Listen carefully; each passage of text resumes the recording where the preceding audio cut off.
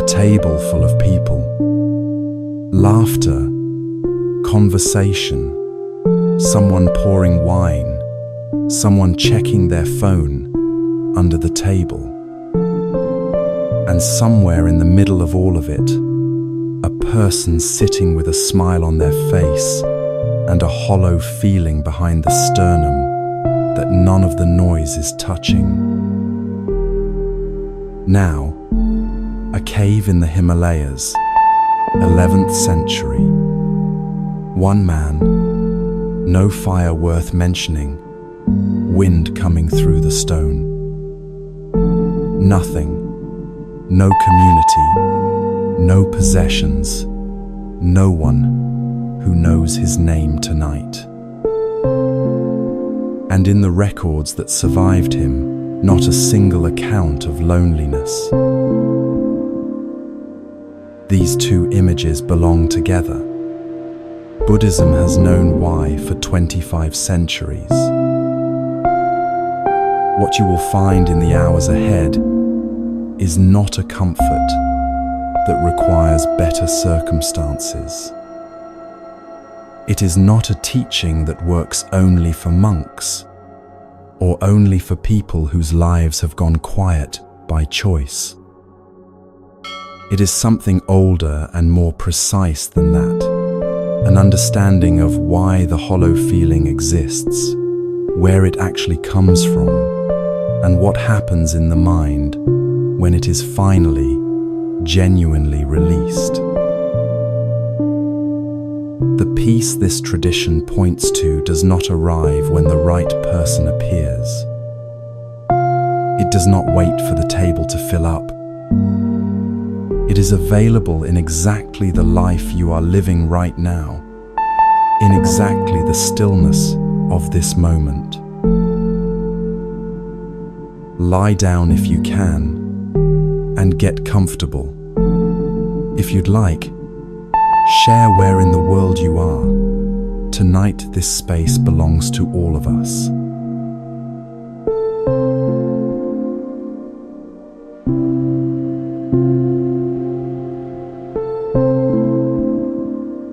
The crowd at the full table has existed in every century. The hollow feeling behind the sternum has existed in every century.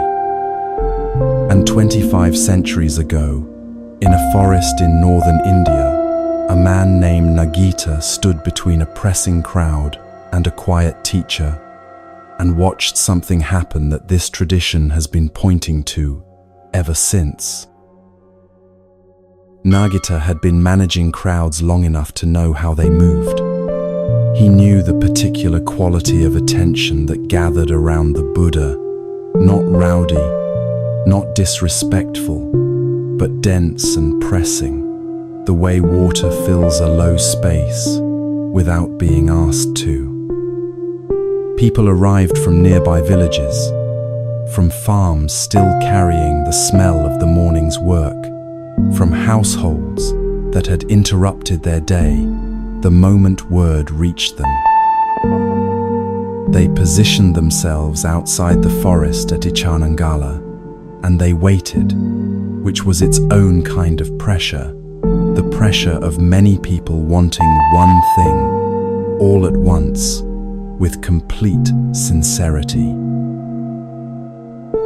He understood their wanting. He did not question it. Being near the Buddha produced something in people that they could not easily find elsewhere, a quality of stillness, a sense that the most important questions were being held with complete seriousness, a feeling that could not be precisely named, but that people traveled considerable distances to be in the presence of. Of course they came. Of course they pressed forward. Nagita would have done the same had he not already been on the other side of the crowd, standing between the forest and the noise, trying to give his teacher whatever space the situation allowed. The crowd had been there since morning. By midday it had grown. The sound of it, voices, movement, the occasional call of someone trying to communicate across the group, reached into the trees without difficulty. Nagita moved back and forth, managing what he could, and at some point, he made a decision that seemed, from where he stood, entirely reasonable. He went to the Buddha. He described the crowd, its size, its patience, its evident devotion. He made the case gently and practically. These people had come a long way. They were waiting with goodwill. It would be a generous thing to receive them. Everything in Nagita's reasoning was sound. The crowd was real. Their journey was real. Their wanting was real. And the logic that said, these people want something, you have it, giving it to them would be good. That logic was not wrong exactly. It was simply operating from an assumption so ordinary that Nagita had never thought to examine it. The assumption was this, that being wanted is a reason to be present. The Buddha's response arrived without hesitation and without apology. He told Nagita that he was not at ease with fame. He used a specific word, fasu, which means ease, comfort, the unconstricted quality of a mind that is not being pulled in any direction against its nature. Fame did not give him fasu. Being sought did not give him fasu. And he had understood this with enough clarity that no amount of reasonable argument from Nagita was going to change the direction he was already moving. "Do not trouble me with it," he said, and he walked further into the forest. The crowd outside waited. He did not return. Stand for a moment in Nagita's position as that answer landed. He was not an unintelligent man. He had been close enough to the Buddha's teaching to understand its broad shape, and yet something in that response would have required adjustment, a quiet recalibration of an assumption he had been carrying without knowing it was an assumption. The crowd wanted the Buddha's presence as the condition for their peace. And here was the Buddha, presented with exactly that wanting, choosing the forest instead. Not reluctantly, not with visible effort, with the ease of someone moving towards something natural, rather than away from something uncomfortable. As if the crowd's wanting, however sincere, was simply not the kind of thing that required a response. This is the moment worth sitting inside, because it contains the first and most important distinction this teaching has to offer. The people outside that forest were not suffering because they had no one. They had each other. They had their community.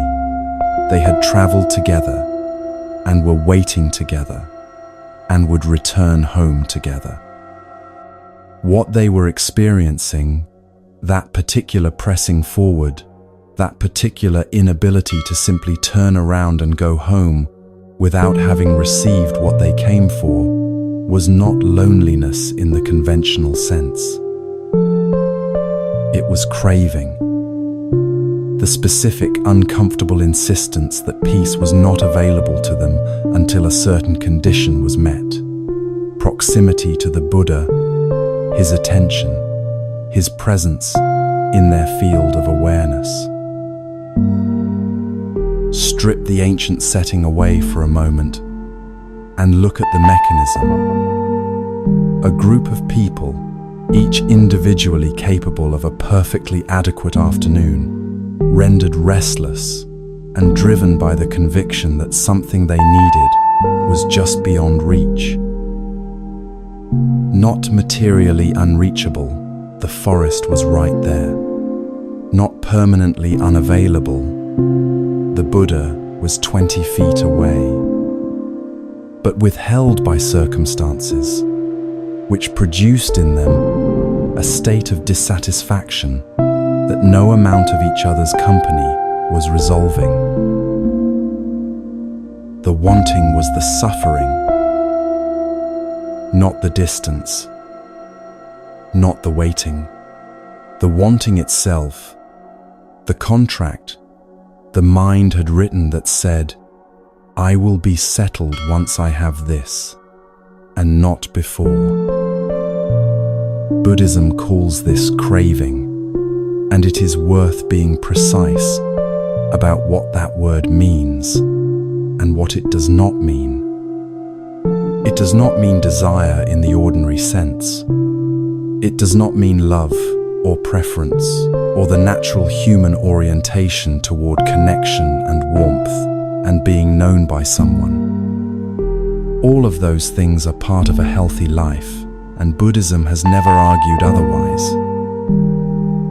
Craving is something more specific, the point at which wanting tips into demand, where the mind stops being open to what is present and starts insisting on what is absent. The point where a person stops experiencing an ordinary Friday evening and starts experiencing a problem that needs to be solved before peace is permitted. The crowd at Ichanangala had tipped into that territory. Their devotion was real, and their craving was also real, and the two things were not in contradiction. They had simply fused in the way they almost always do, until the wanting felt indistinguishable from the caring, and neither Nagita nor anyone in the crowd would have thought to separate them. The Buddha had separated them. That was precisely what made his answer so clean and so untroubled. He cared about those people. The 45 years he spent walking between villages and sitting with whoever arrived with genuine questions is evidence enough of that. What he did not have was craving for their presence. He did not need to be needed. He did not require the crowd's wanting in order to feel that the day had value. He did not experience their absence once he had walked into the trees as a problem requiring resolution. Their wanting reached the forest and stopped at the edge, and he moved through the interior in the same quality of ease he would have moved through it had no one gathered outside at all. This is what the Buddhist teaching calls the first noble truth, not a pessimistic claim about life, but a precise observation about a specific mechanism. There is suffering, it says, and it is worth examining rather than explaining away. Not the suffering of catastrophe or extraordinary loss, but the ordinary ambient friction of a mind that keeps placing conditions on its own peace. The restlessness of an evening without plans, the weight of an unanswered message, the particular hollowness of a full table that is somehow not enough. All of it arising not from what is absent, but from the craving for what is absent. What changes when you see this clearly is the location of the work. If the suffering is caused by the absence of people, then the only solution is people, and you are dependent on circumstances you cannot control, waiting for conditions to change, hoping the right person appears and the craving is satisfied, which it will be temporarily, until it finds a new condition to attach to. This is the cycle Nagita's crowd was caught in without knowing it. Satisfied today if the Buddha came out, needing to return tomorrow, and the day after, the condition met, and then the bar quietly moved, the way it always does. But if the suffering is caused by the craving, by the mind's own insistence on the condition, then everything shifts. The problem is no longer out there in the unanswered message or the empty chair. It is in the pattern of a mind that has learned to make its peace conditional. And that pattern, unlike the behavior of other people, is something that can actually be worked with. The Buddha walking into that forest was not a man turning away from life. He was not performing indifference or practicing some austere discipline that required him to deny the warmth of human contact. He was moving toward the thing that actually gave him ease, with the uncomplicated directness of someone who had examined his own mind carefully enough to know exactly where peace lived and exactly where it did not. The forest was not a consolation prize for a man who could not have the crowd. The forest was the point. Nagita returned to the crowd outside and managed their disappointment as best he could. What he carried back with him, aside from the practical news that the audience would not be happening, was something harder to articulate. The image of a man receiving the news of his own fame, the way you might receive an irrelevant weather report from a distant city. Heard, acknowledged, and left entirely where it landed. That quality, the mind that receives wanting without being moved by it, that hears the crowd and chooses the forest anyway, not from hardness, but from a deep and practiced clarity about what actually produces ease, is not a personality type. It is not something you either have or do not have.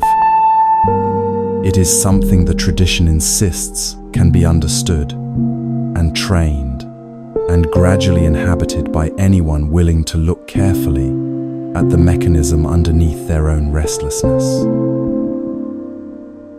Which requires, first, being honest about what that restlessness actually is. Not loneliness, in the simple sense. Not a social problem with a social solution. A pattern of mind, specific, examinable, and far more workable than it feels on a quiet Friday evening when the phone stays dark and the silence will not settle. The Buddha understood this by examining his own experience with complete honesty. What that examination revealed was not that people are a problem or that connection is worthless. It was something more precise and more useful, that there is a difference, a real, felt, consequential difference between being alone because you have been left and being alone because you have chosen stillness. He knew which one he was doing. He knew it in his body, in the quality of ease that accompanied him into the trees. Learning to know that difference in your own experience is exactly where this journey continues. And it begins with a monk who was completely certain he already knew it, who had built his entire sense of himself around that certainty, and who was about to discover that carrying the word without the understanding is one of the most human mistakes there is.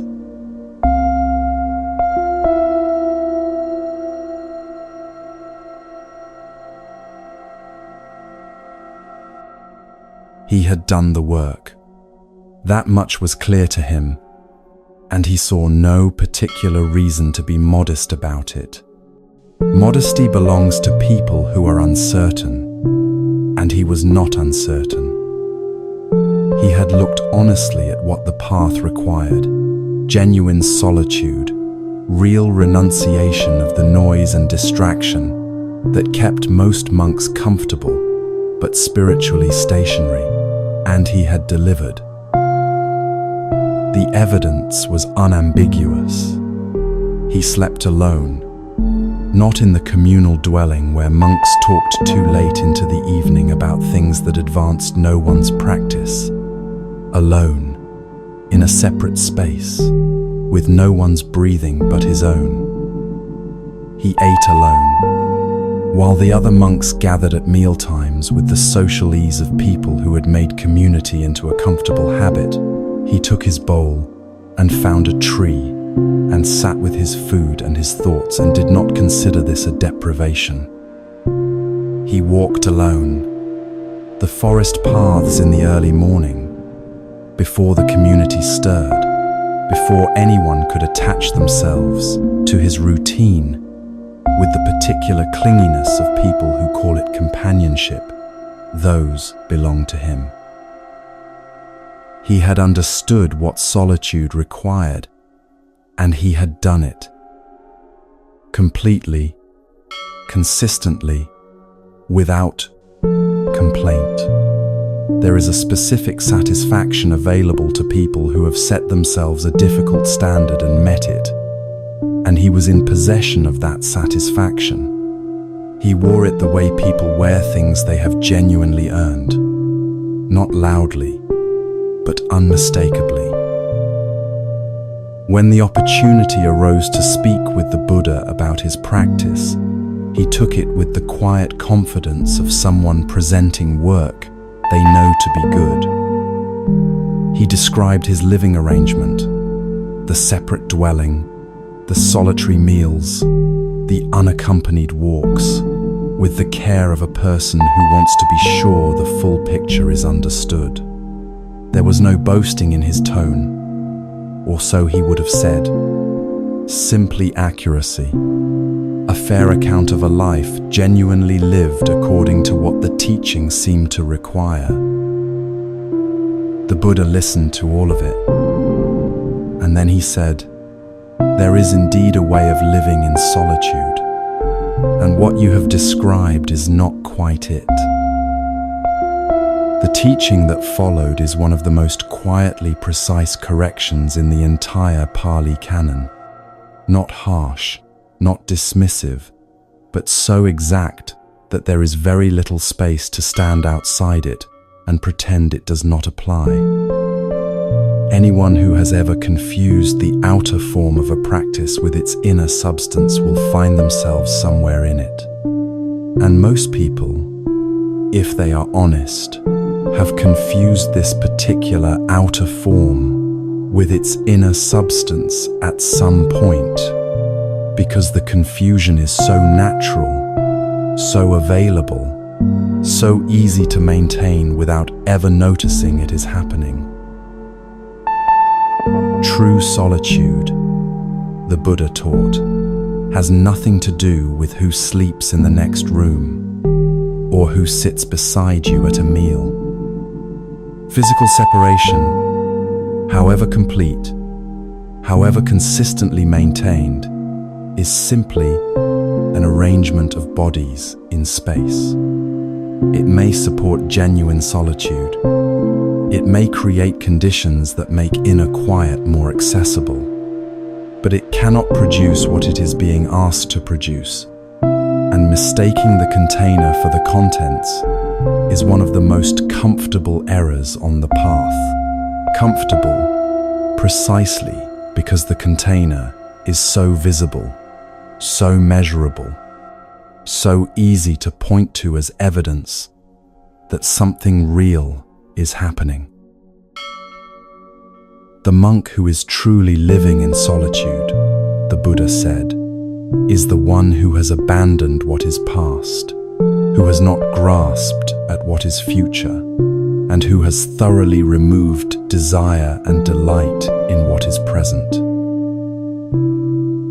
3 times: past, future, present.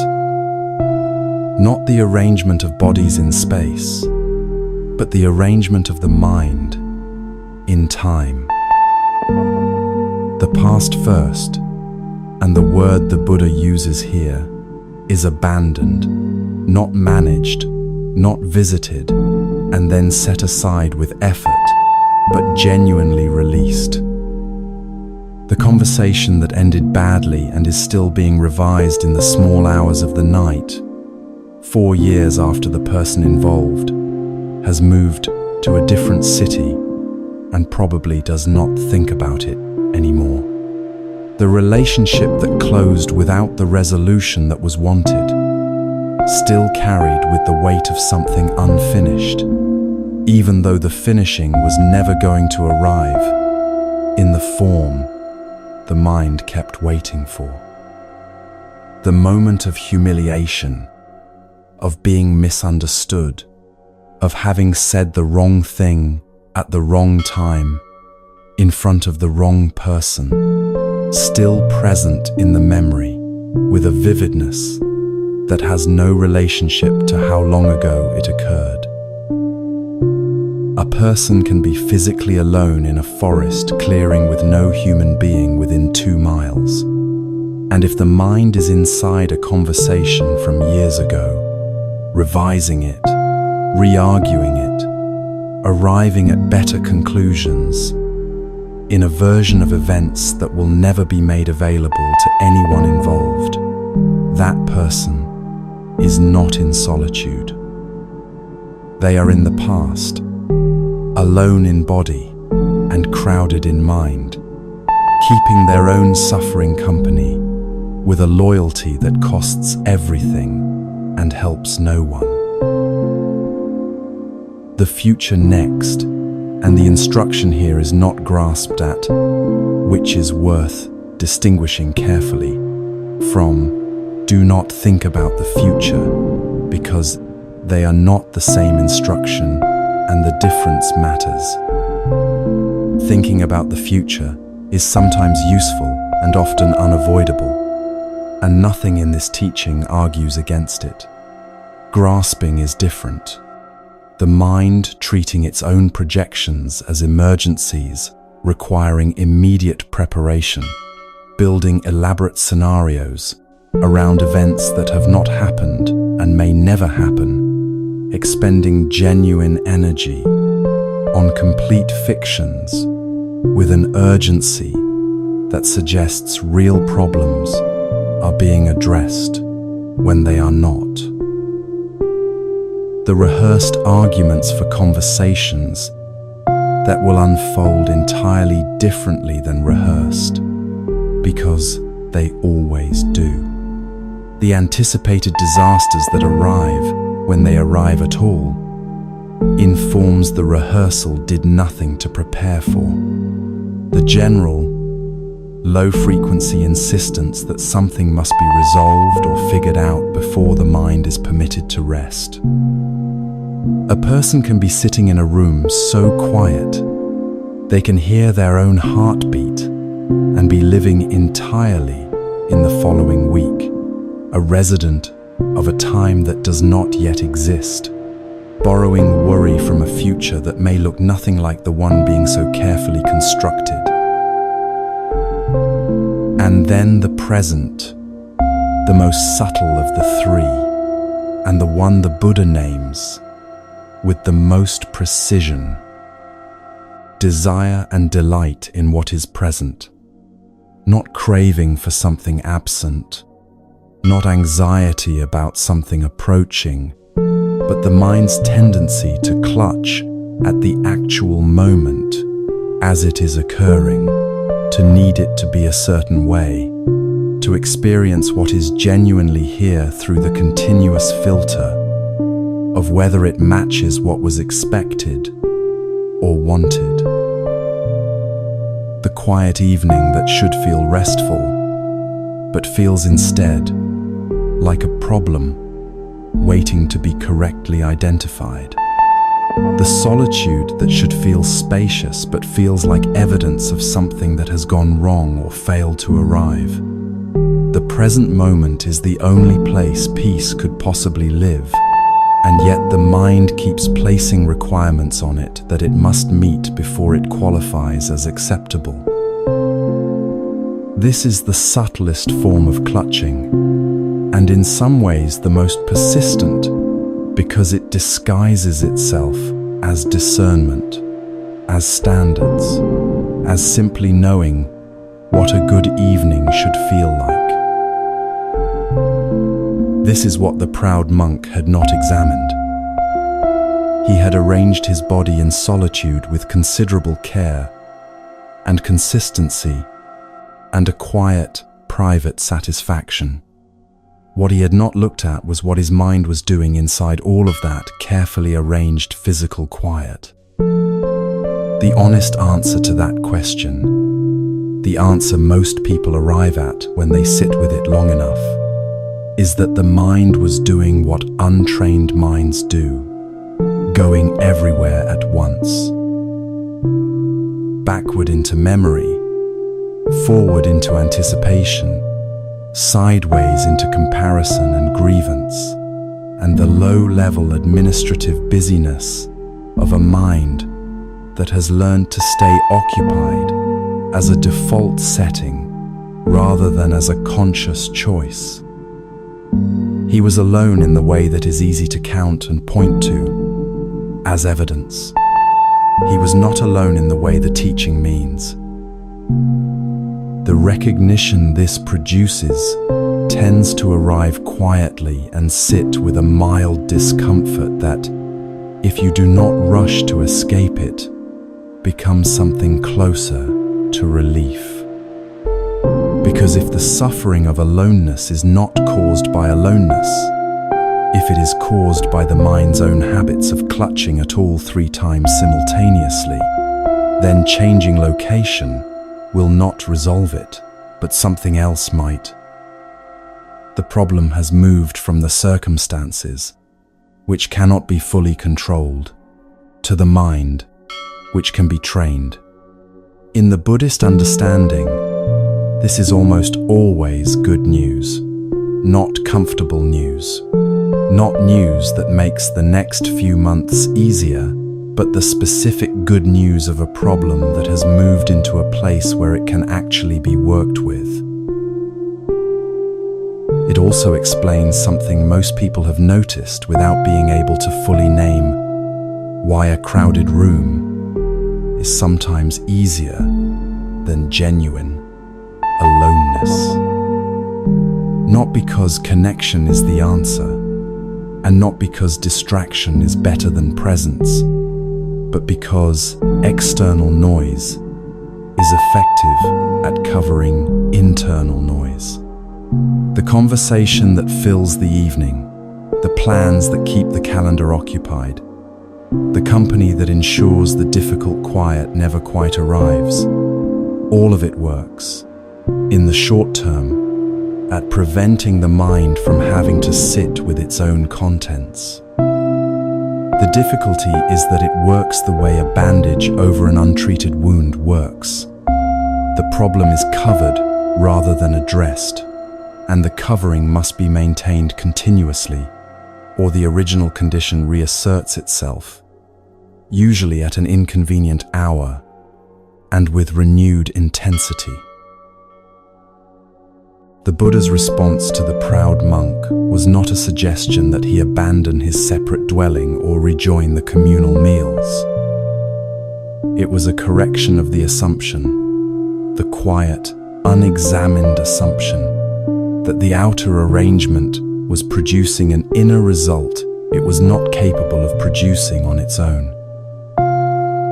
What produces the inner result is simpler to state and considerably harder to inhabit. A mind that has released its grip on all 3 times and settled, without requirement or resistance, into the only moment that actually exists. That is what this teaching means by solitude. Not a room without people. Not a schedule without company. A mind that has genuinely stopped clutching at the past it cannot change, the future it cannot fully predict, and the present it keeps trying to reshape into something it already is. The gap between understanding that clearly and actually living it is where most of the real work takes place. It does not close through a single correction, however precise, or a single teaching, however well-timed. It closes through something slower and more interior, through the gradual process of learning to stay inside the discomfort of one's own company, long enough to understand what that discomfort is actually made of, and to discover, eventually, that it is workable. For some people, finding the willingness to begin that process takes years.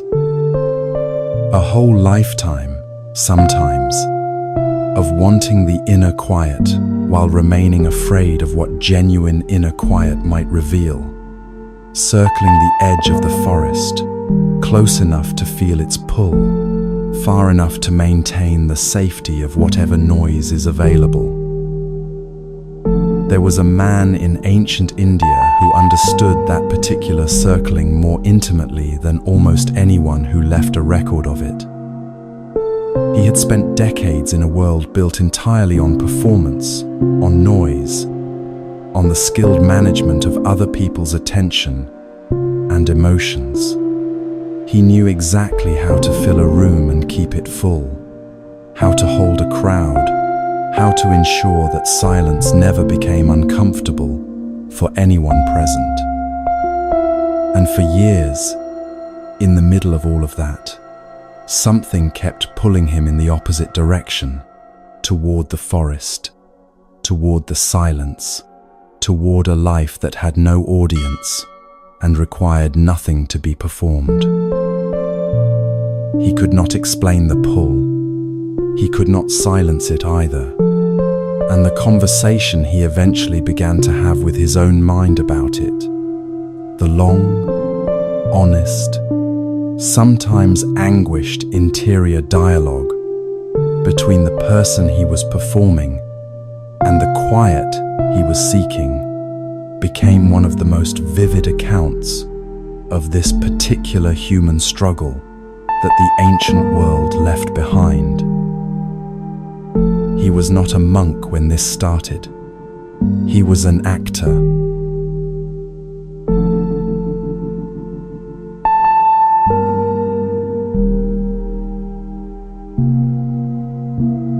The smell of stage makeup is particular enough that people who have worn it never fully forget it. Thick and waxy and slightly sweet, it sits on the skin with a weight that ordinary soap only partially removes. You can wash your face after a performance and still catch traces of it hours later, a ghost of the person you spent the evening being for other people's benefit. The sound of a crowd applauding is also particular, not just loud, directional, pressing, arriving at the body from all sides simultaneously, filling the chest with something that is not quite pride and not quite relief, but has elements of both.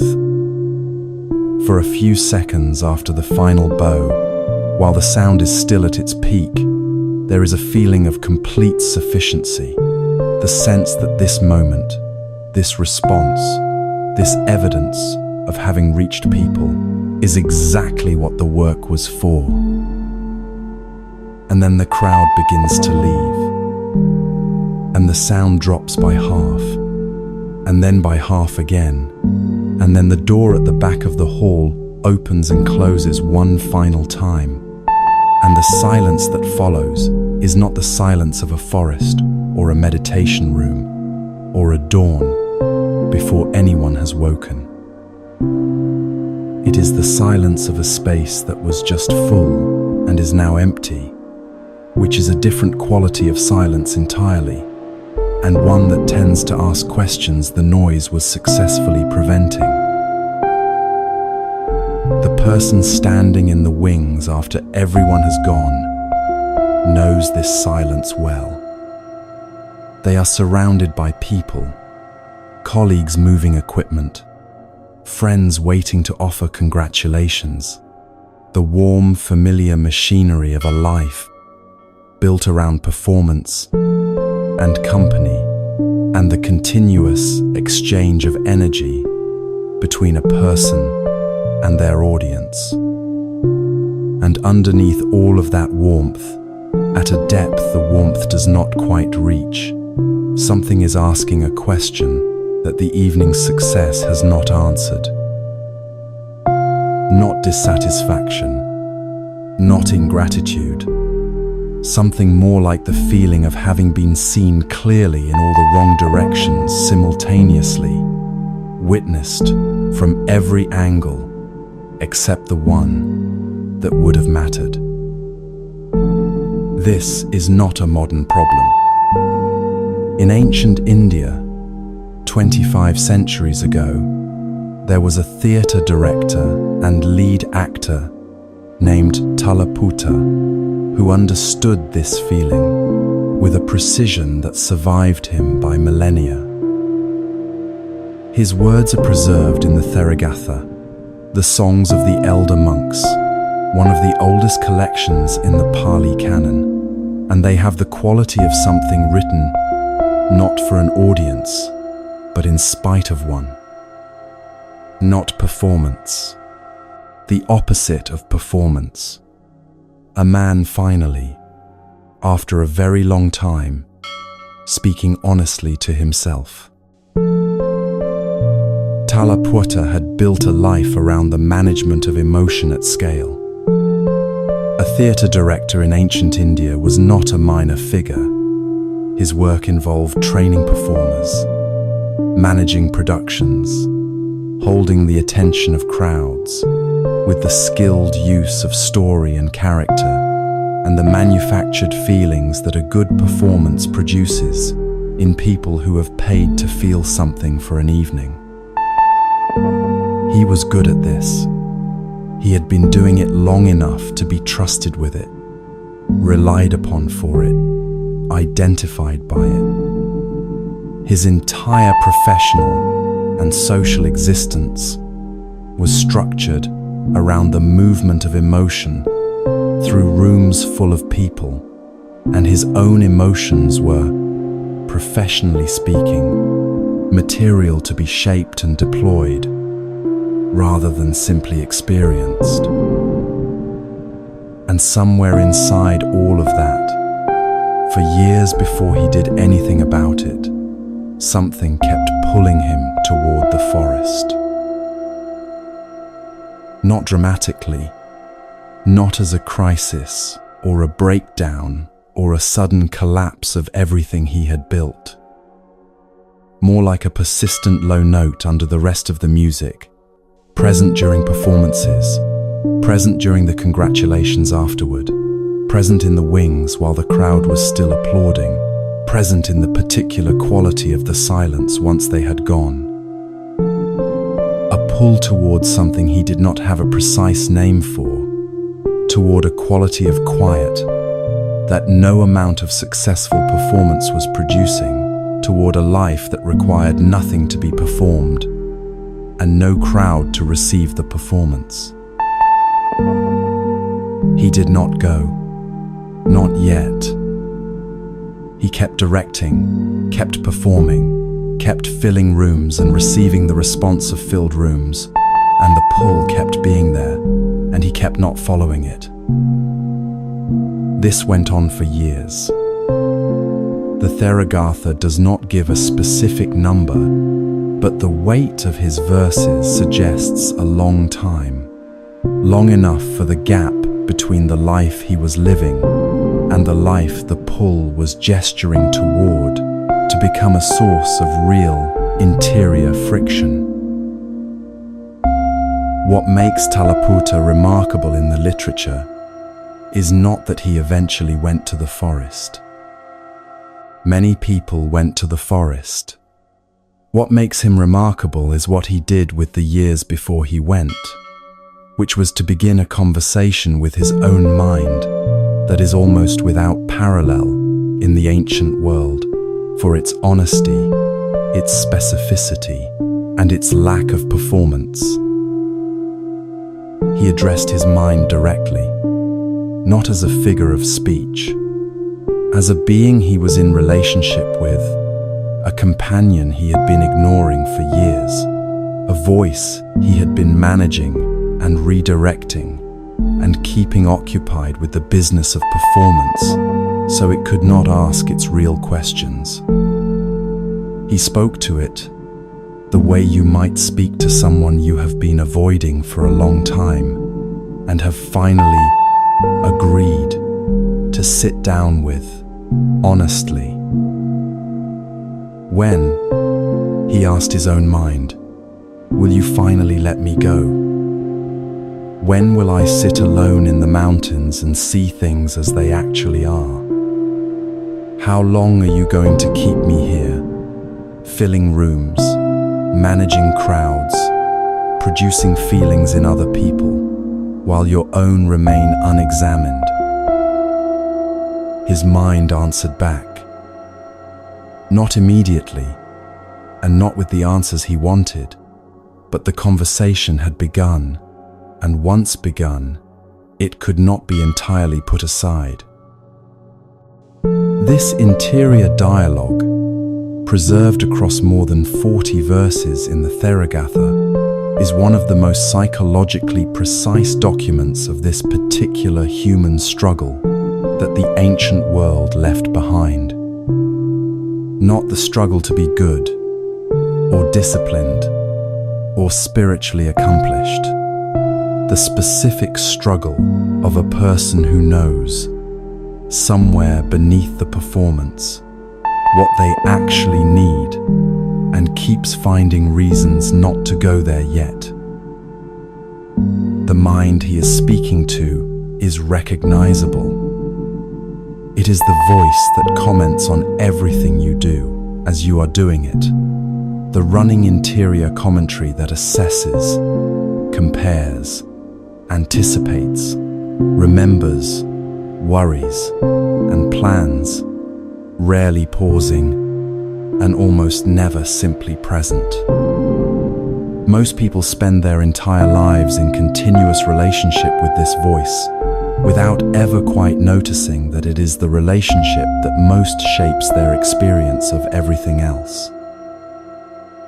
It is the first thing present in the morning and the last thing quieted at night, and its quality, whether it is hostile or kind, whether it is honest or defensive, whether it can sit in silence without immediately filling the silence with noise, determines more about how any given day feels than almost any external circumstance.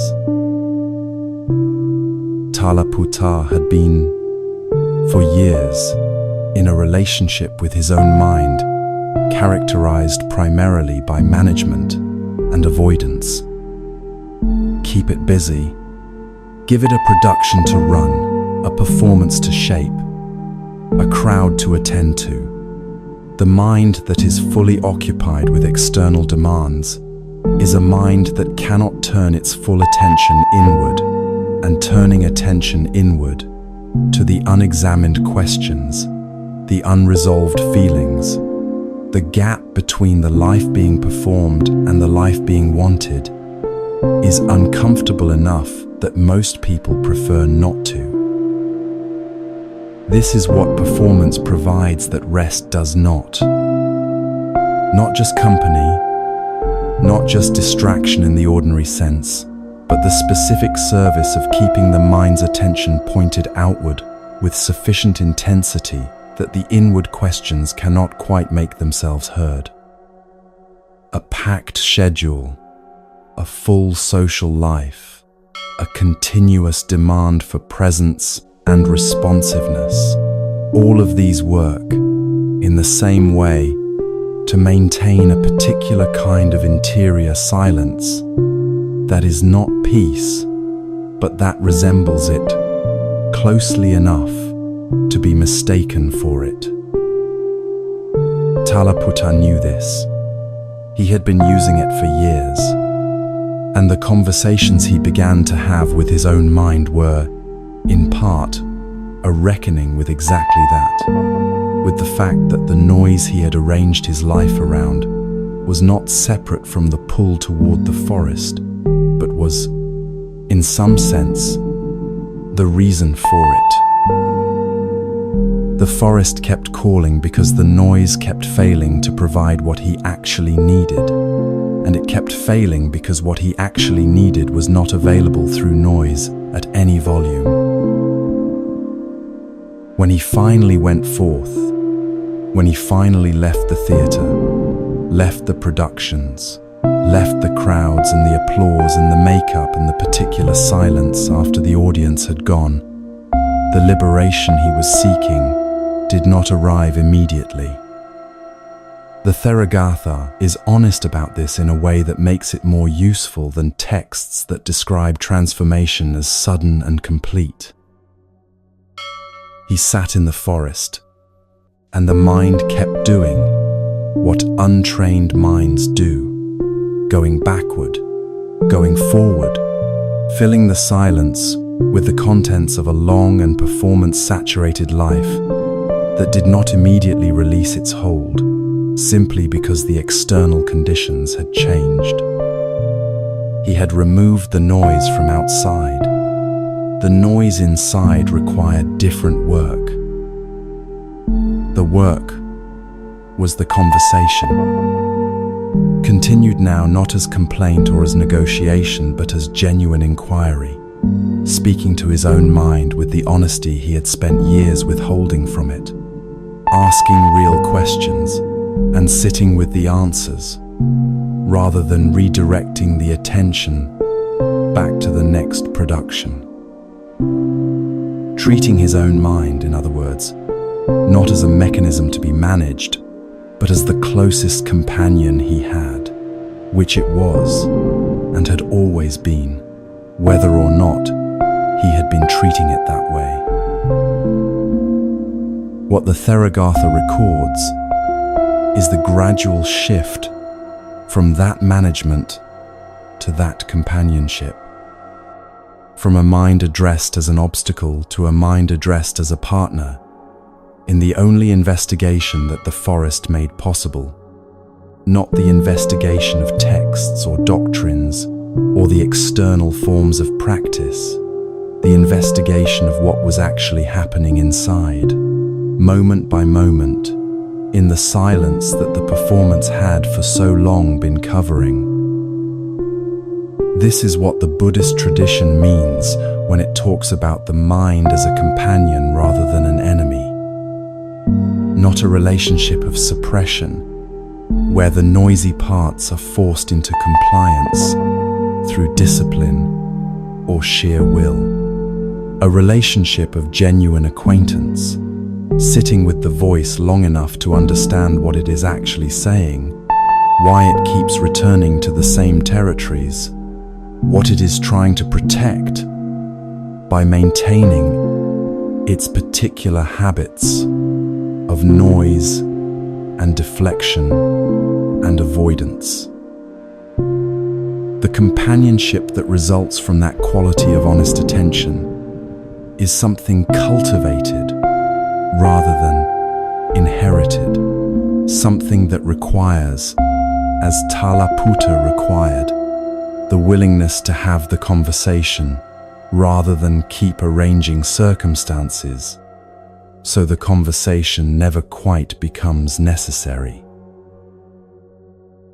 His verses end in a place of genuine rest, not the rest of someone who has silenced everything difficult, but the rest of someone who has stayed in the conversation long enough that the difficult things have been fully heard, and having been heard, have lost some of their insistence.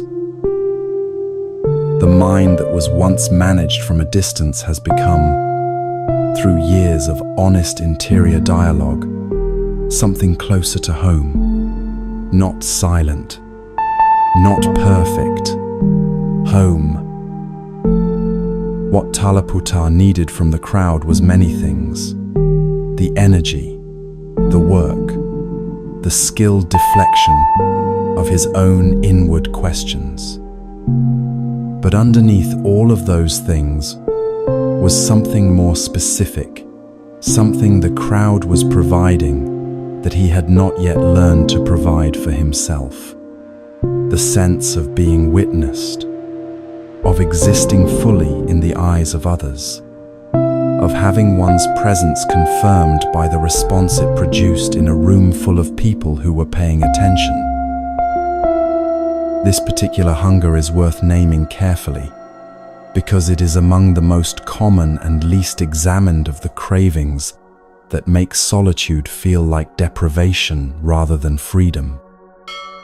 And in the next part of this journey, it meets its most direct challenge in a forest, at dawn, through a woman sitting alone in meditation, when someone arrives specifically to tell her that who she is will never be enough. What she says back changed something in the tradition permanently.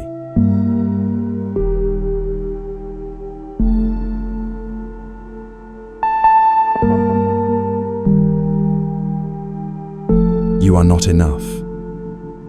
That is the voice. Not loud, not dramatic, not arriving with any particular announcement. It comes in the specific quiet that opens up when the performance Talaputa spent decades maintaining finally stops, when the crowd has gone, when the phone is dark, when the room is genuinely still, and there is nothing left to manage, or produce, or direct outward. In that quiet, the voice finds its opening, and it knows, with unerring accuracy, exactly where to press. You are not enough. Something is wrong with you. If you were the right kind of person, someone would be here. If you were more interesting, more attractive, more compelling, more whatever it is that makes people stay, someone would have stayed. The silence around you is not neutral. It is evidence, a verdict delivered without a trial by the simple, observable fact of your aloneness. Most people know this voice, not as a stranger, but as something closer and more familiar than they would prefer, a companion so habitual that its presence is barely noticed until the external noise drops below a certain threshold, and it becomes, suddenly and uncomfortably, the loudest thing in the room. It is the voice that makes solitude feel like punishment rather than space. The voice that turns a quiet evening into a case for the prosecution. The voice that ensures the mind is never truly alone, even when the body is, because it fills every available silence with a relentless, personalized assessment of what the silence means. Buddhism has a name for the force this voice represents. It is called Mara, and understanding what that name actually means is more useful than it might initially appear. In the Pali canon, Mara appears as a figure, a presence, sometimes almost a character, arriving at specific moments to undermine, destabilize, and distract practitioners from clarity. This has occasionally been read as mythology, as the Buddhist tradition's version of a tempter or adversary. But the teaching embedded in Mara's appearances is psychological rather than cosmological. Mara represents the forces operating within the mind itself, the patterns of craving, aversion, and delusion that generate suffering not from outside but from the interior, and that speak, always, in the most plausible and personal of voices. Not as an obvious enemy, as a familiar one, as something that sounds, often, like your own honest assessment of yourself. In the forest outside a village in ancient India, at midday, there was a nun sitting alone in meditation. Her name was Soma. The Therigatha, the songs of the elder women, among the oldest literature, composed and preserved by women in human history, records what happened in that forest with the economy and precision characteristic of texts that have been carried carefully across centuries because their contents are worth preserving. Soma was sitting undisturbed. The sun was high. The forest had the quality of midday stillness that anyone who has sat in one will recognize. Not silence exactly, but a settling, a reduction of movement, as if the heat has convinced everything living to pause for a few hours and simply be where it is. She was in that stillness, in that forest, alone, and apparently at ease with both. Mara arrived, and the first thing he said was this: that place which is hard to attain, can a woman with two-finger wisdom ever reach it? Two-finger wisdom. The phrase requires a moment of context to land with its full weight. In ancient India, two fingers were used to test whether rice was cooked, pressed into the grain, to check its softness, to determine whether it was ready to serve. It was domestic work, practical work, work considered appropriate for women and beneath the concern of anyone engaged in matters of substance. Two-finger wisdom, therefore, was not a neutral description. It was a comprehensive dismissal, the suggestion that women's knowledge was, by nature, confined to the kitchen and the practical management of household tasks, and that the place Soma was sitting, the practice she was engaged in, the liberation she was moving toward, was simply not territory available to someone of her kind. The taunt was aimed with precision. It knew exactly what it was targeting. Not Soma's practice, not her intelligence, not any specific action she had taken. It targeted her category, her identity, the fixed, unchosen fact of who she was before she had done anything at all. It said, regardless of what you have understood, regardless of how long you have sat, regardless of what the practice has produced in you, you are the wrong kind of person for this, and that disqualification precedes everything else. This is the voice's most sophisticated move. Not attacking what you have done, but what you are. Not pointing at a failure, but at a nature.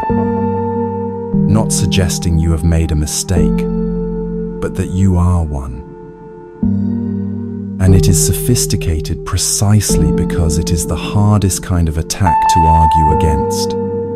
Because you cannot debate your way out of a characterization that has been placed below the level where debate operates.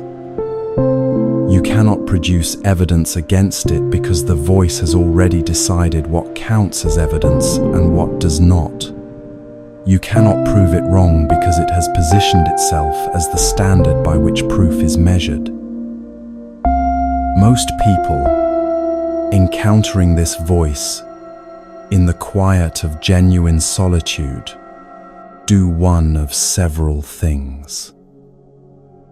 They argue back, which gives the voice exactly the engagement it requires to persist.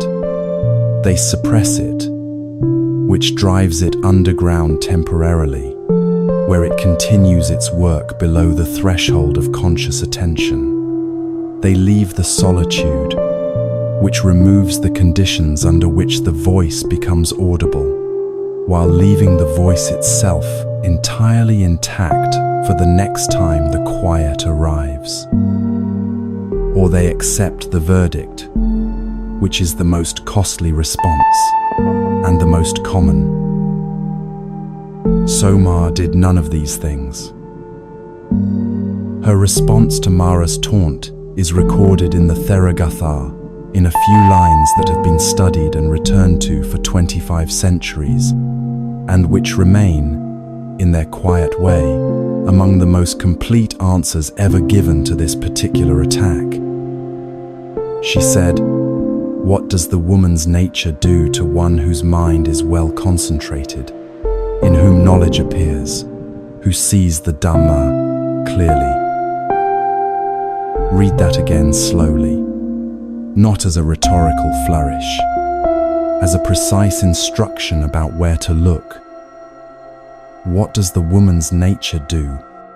The category, the identity, the unchosen fact being deployed as disqualification to one whose mind is well concentrated. What does it do to the knowledge that has appeared? What does it do to the clarity that is already present? The answer embedded in the question is nothing. It does nothing. It is irrelevant. The category has no purchase on what has already been seen. This is not defiance. Defiance would require Soma to position herself against the taunt, to say, "I am a woman, and I can still reach that place. Watch me. I will prove it to you." That response accepts the taunt's framing, accepts that the category matters, and attempts to overcome it through demonstration. What Soma does is entirely different. She does not accept the framing. She does not step into the argument at all. She simply points at what is already true, and in pointing at it, reveals that the voice has been speaking about something that has no relationship to where she actually is. Mara left. The texts record this with the same economy they apply to his arrival.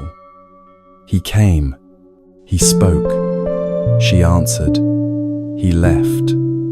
Nothing dramatic, no battle, no struggle, no extended confrontation. The voice arrived, found nothing to attach to, and departed. This is the teaching about craving, to be seen that Buddhism has been carrying since Soma sat in that forest. The voice that says, "You are not enough," is not silenced by proving it wrong.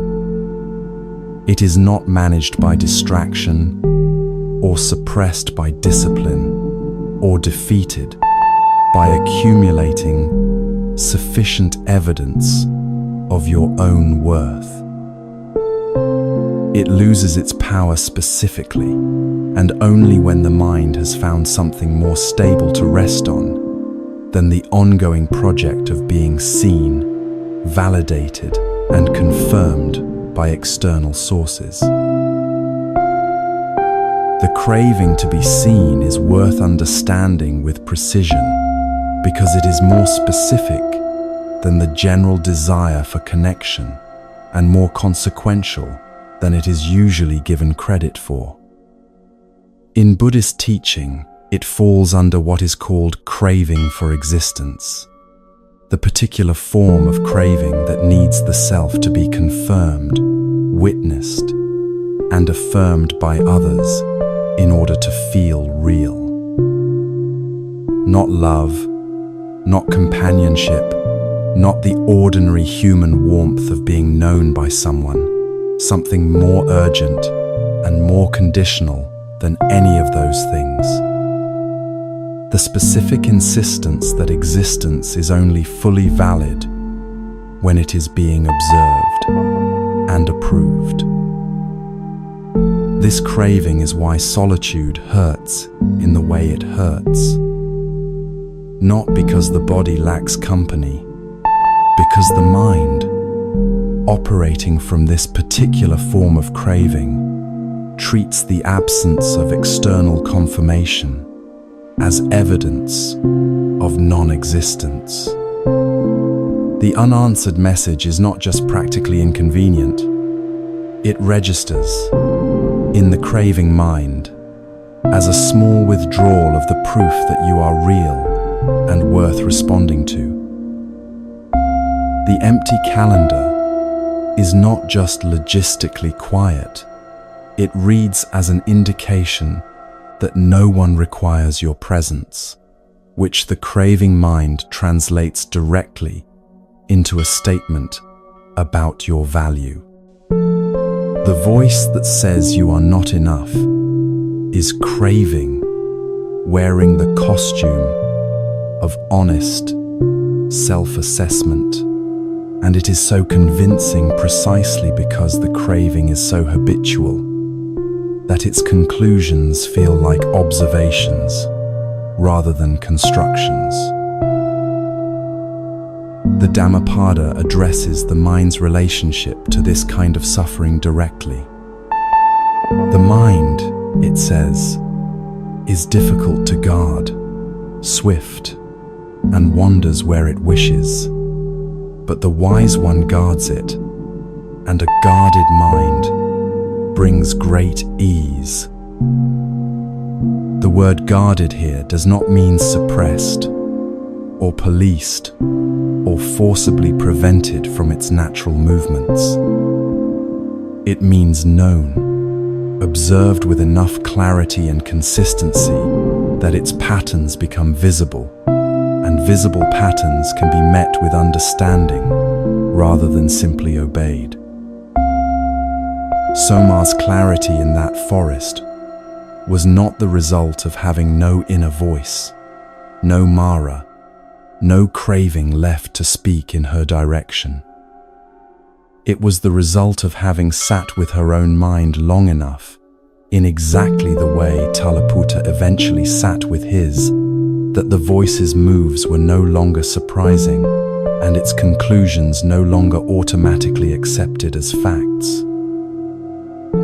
She could hear it clearly enough to see through it, which is an entirely different relationship to the voice than either fighting it or believing it. What that relationship produces is not coldness, not the sealed-off quality of someone who has decided other people do not matter, not indifference, not hardness, not the performance of someone who is above the need for connection.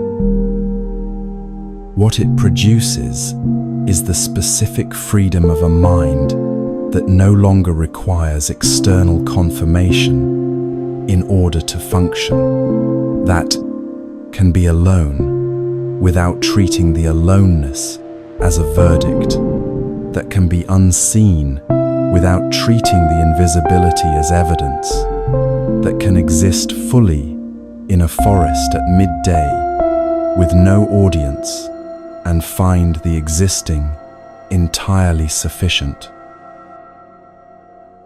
This freedom is not the absence of relationship. It is the presence of a ground stable enough to make genuine relationship possible, because a person reaching for connection from the craving to be seen is not actually reaching for another person. They are reaching for confirmation of their own existence and using the other person as the instrument through which that confirmation is sought, which is an exhausting thing to be and a distorting lens through which to try to know anyone clearly. When the craving is no longer driving the reaching, when connection is wanted rather than needed, appreciated rather than required, the quality of what becomes possible between people changes entirely. But that change begins not in relationship but in the forest, in the midday stillness, in the willingness to sit with the voice long enough to see what it is actually made of, and to discover that its authority over you is exactly as solid as you allow it to be. Soma allowed it nothing. Not through effort, not through suppression, not through years of disciplined resistance.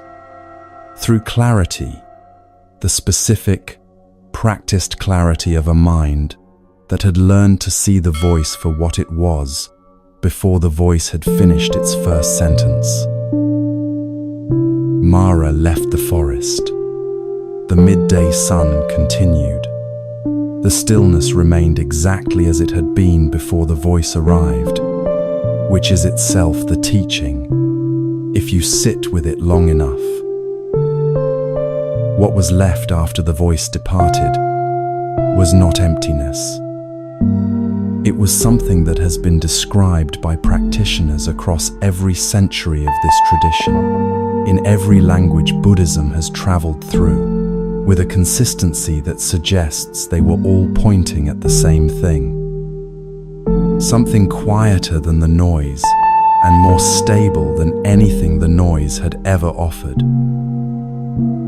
Buddhist teachers have spent lifetimes finding words for it, and one of them, a Thai forest master who spent 60 years in practice and another 60 in teaching, distilled it into a single sentence so precise that it has been carried by his students around the world ever since.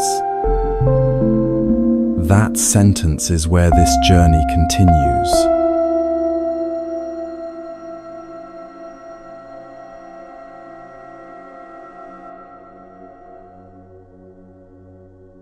If you let go a little, you will have a little peace. If you let go a lot, you will have a lot of peace. If you let go completely, you will have complete peace. Notice what it does not say. It does not say, release everything at once. It does not position partial letting go as insufficient, or suggest that a little peace is somehow not the real thing, or imply that anything short of complete liberation is missing the point.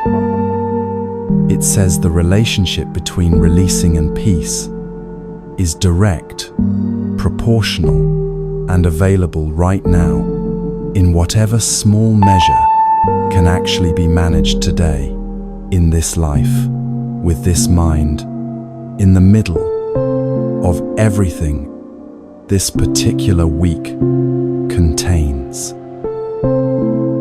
A little release, a little peace, not as consolation, as the beginning of something real. Now notice what you are holding. Not physically, though the body holds things too, in the shoulders, in the jaw, in the specific tightness that accumulates across a day of managing what cannot be managed and accepting what cannot be accepted. Notice what the mind is holding. The conversation that ended 3 weeks ago, in a way that still does not sit right, still being turned over, still being revised into a version that would have gone differently if only the words had been arranged more carefully, or the timing had been better, or the other person had been willing to hear what was actually being said. The relationship whose ending has not been fully accepted, still held at a certain angle in the mind, still examined from slightly different positions to see if it resolves into something other than what it is. The message that has not come, the choice that has not been made in your favor, the silence from someone whose attention still carries more weight than you would prefer it to. Feel the grip of that holding, not as a metaphor, as a physical fact, because the mind's holding is always registered somewhere in the body, always translated into a particular quality of vigilance, a low-grade alertness that never fully releases, because releasing would mean accepting something the mind is not yet prepared to accept. It is exhausting in the specific way that sustained tension is exhausting, not the clean tiredness of having worked and finished, but the accumulated fatigue of a grip that has no natural endpoint, that cannot be resolved by sleeping or eating or any ordinary form of rest, because it continues through all of those things, quiet and persistent, maintaining its hold on whatever it has decided cannot be put down. Most people carry this exhaustion so consistently that it has become the baseline, the ordinary condition of a mind operating at its habitual level of tension, unremarkable because it has never been otherwise, invisible because it is simply what thinking feels like from the inside. It is only when the grip loosens, even briefly, that the contrast becomes available, the sudden, slightly startling quality of a mind that has set something down and noticed, for the first time in a long time, what the absence of that particular weight actually feels like. Not emptiness. Something closer to space, the specific quality of a room after heavy furniture, has been moved out of it, larger than expected, quieter than expected, with a quality of air that was always there, but that the furniture made impossible to notice. Before going further, it is worth being precise about what clinging actually is, because it is among the most misrepresented concepts in how Buddhism is commonly discussed. Clinging is not love made too intense. It is not caring taken to an extreme. It is not the natural human orientation toward warmth and connection and being known by someone. All of those things are part of a fully lived life, and nothing in this teaching argues otherwise.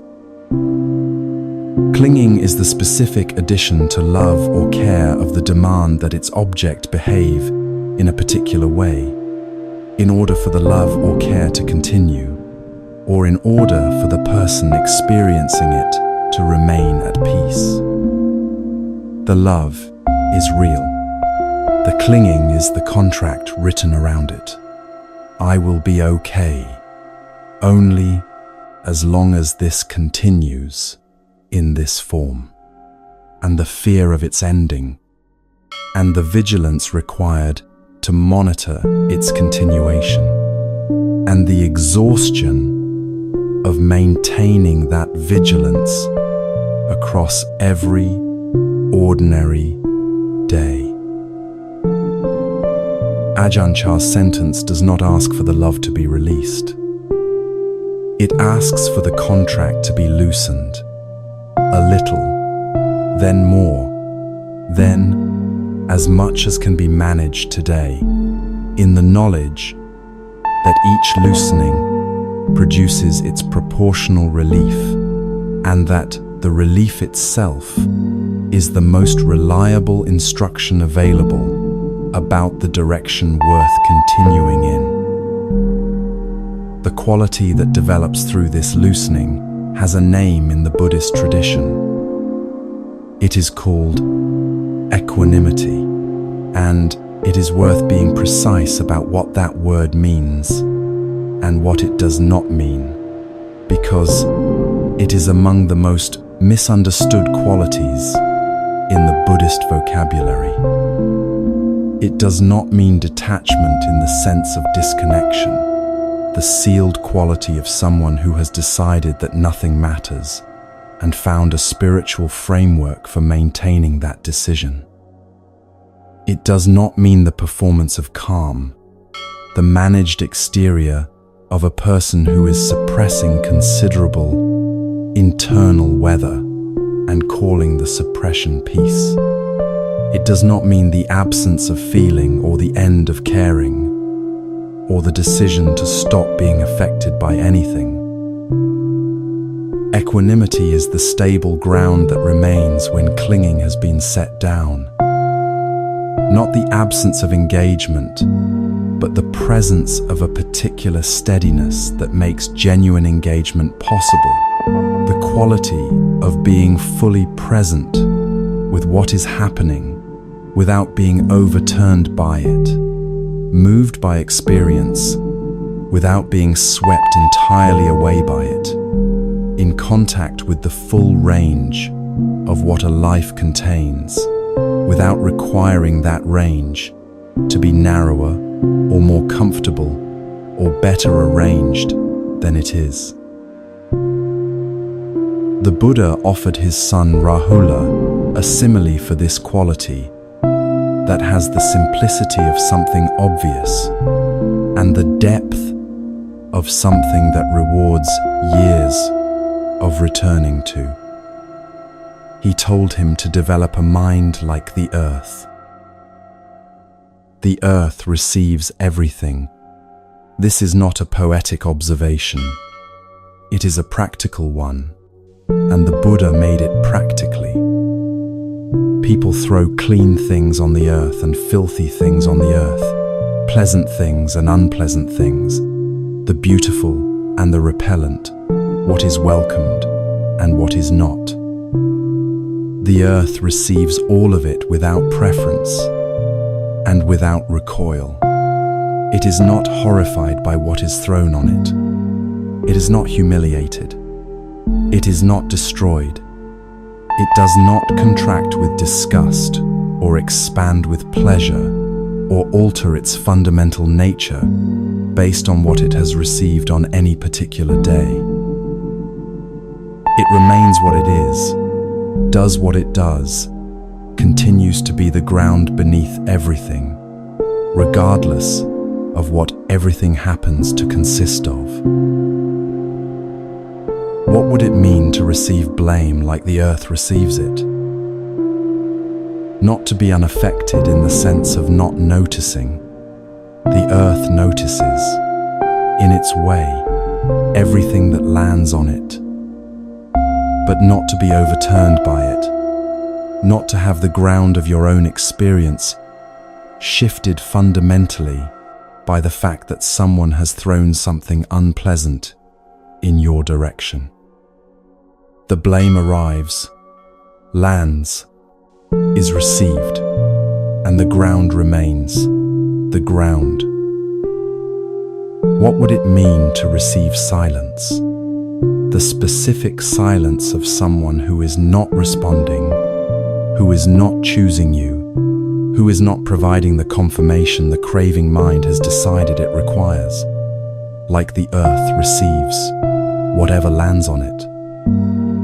Not indifference to the silence, not the performed nonchalance of someone pretending not to mind, but the genuine stability of a ground that is not threatened by what it receives, because its nature is not dependent on the nature of what lands on it.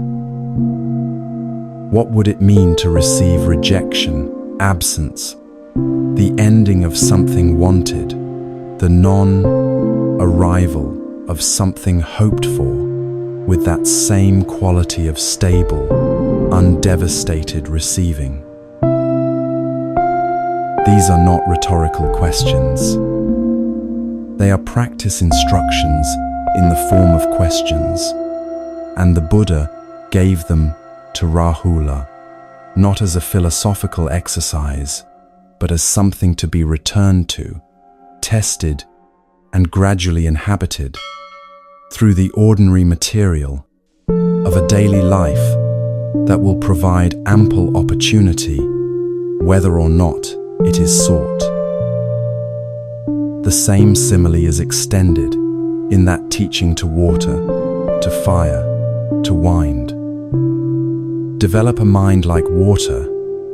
People wash clean things in water and unclean things in water, and the water is not disgusted. Develop a mind like fire.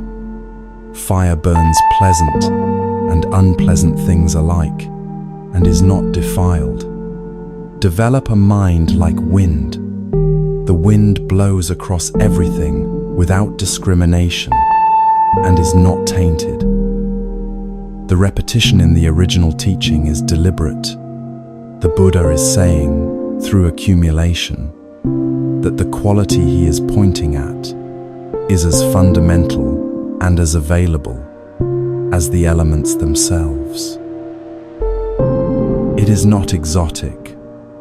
It is not reserved for the particularly gifted or the particularly advanced. It is as ordinary as earth and water and fire and wind, and as available to anyone willing to develop it gradually, proportionally, a little more today than yesterday. The instruction is not to become the earth immediately. It is to develop a mind like the earth, the word develop carrying all of its implications of gradual cultivation, of something that grows through attention and time, rather than arriving whole through a single act of will. The same proportionality that lives in Ajahn Chah's sentence lives here too. A little more like the earth today than yesterday. A little more tomorrow than today. The ground of the mind becoming gradually more stable, gradually less overturned by what lands on it, gradually more able to receive the full range of what a life contains, without treating each arrival as something requiring the reorganization of everything. The grip loosened is not the relationship ended. It is the relationship freed from the weight of what was being asked of it, the impossible, exhausting demand that it provide the ground of your peace, rather than simply being what it is, a human connection, warm and valuable, and impermanent, and entirely insufficient as the foundation for a peace that needs to be buildable, regardless of what the connection does next. This is what Soma had in that forest. Not the absence of a voice, not the performance of someone above being troubled, but the presence of a ground stable enough that the voice, arriving with its full force, found nothing to overturn. The earth did not recoil from what was thrown on it. It received and remained.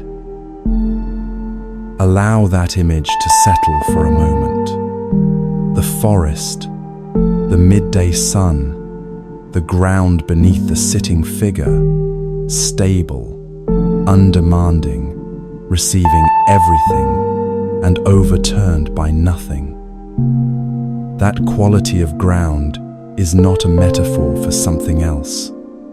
It is a description of what the mind is like when the clinging has been set down and what remains beneath it has been allowed to become visible.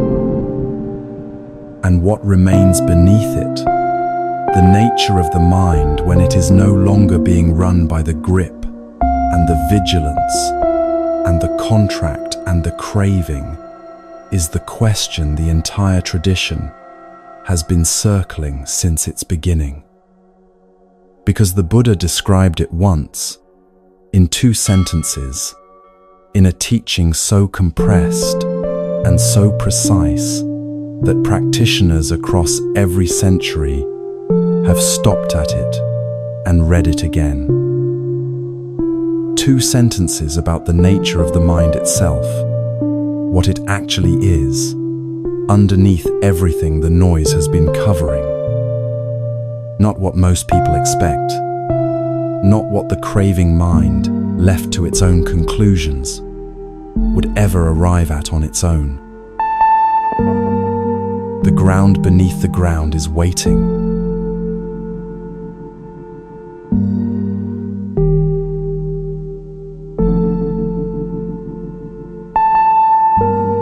Here is the question worth sitting with before anything else.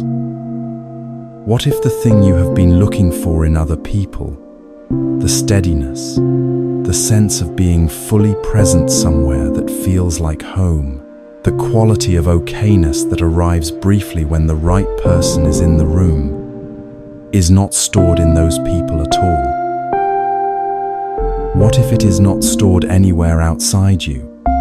Not available through any arrangement of circumstances, however carefully constructed, not accessible through being chosen or seen or wanted or loved in the right way at the right time by the right person?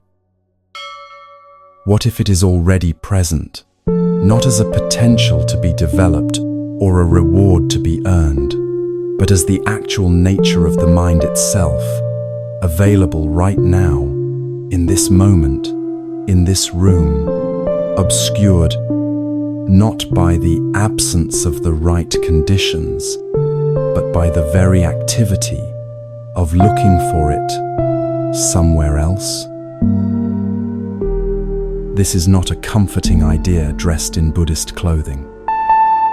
It is a specific, precise, and genuinely surprising teaching, one that the Buddha stated with the compressed economy of someone who had examined the question from every available angle and arrived at an answer that required no elaboration, only careful attention.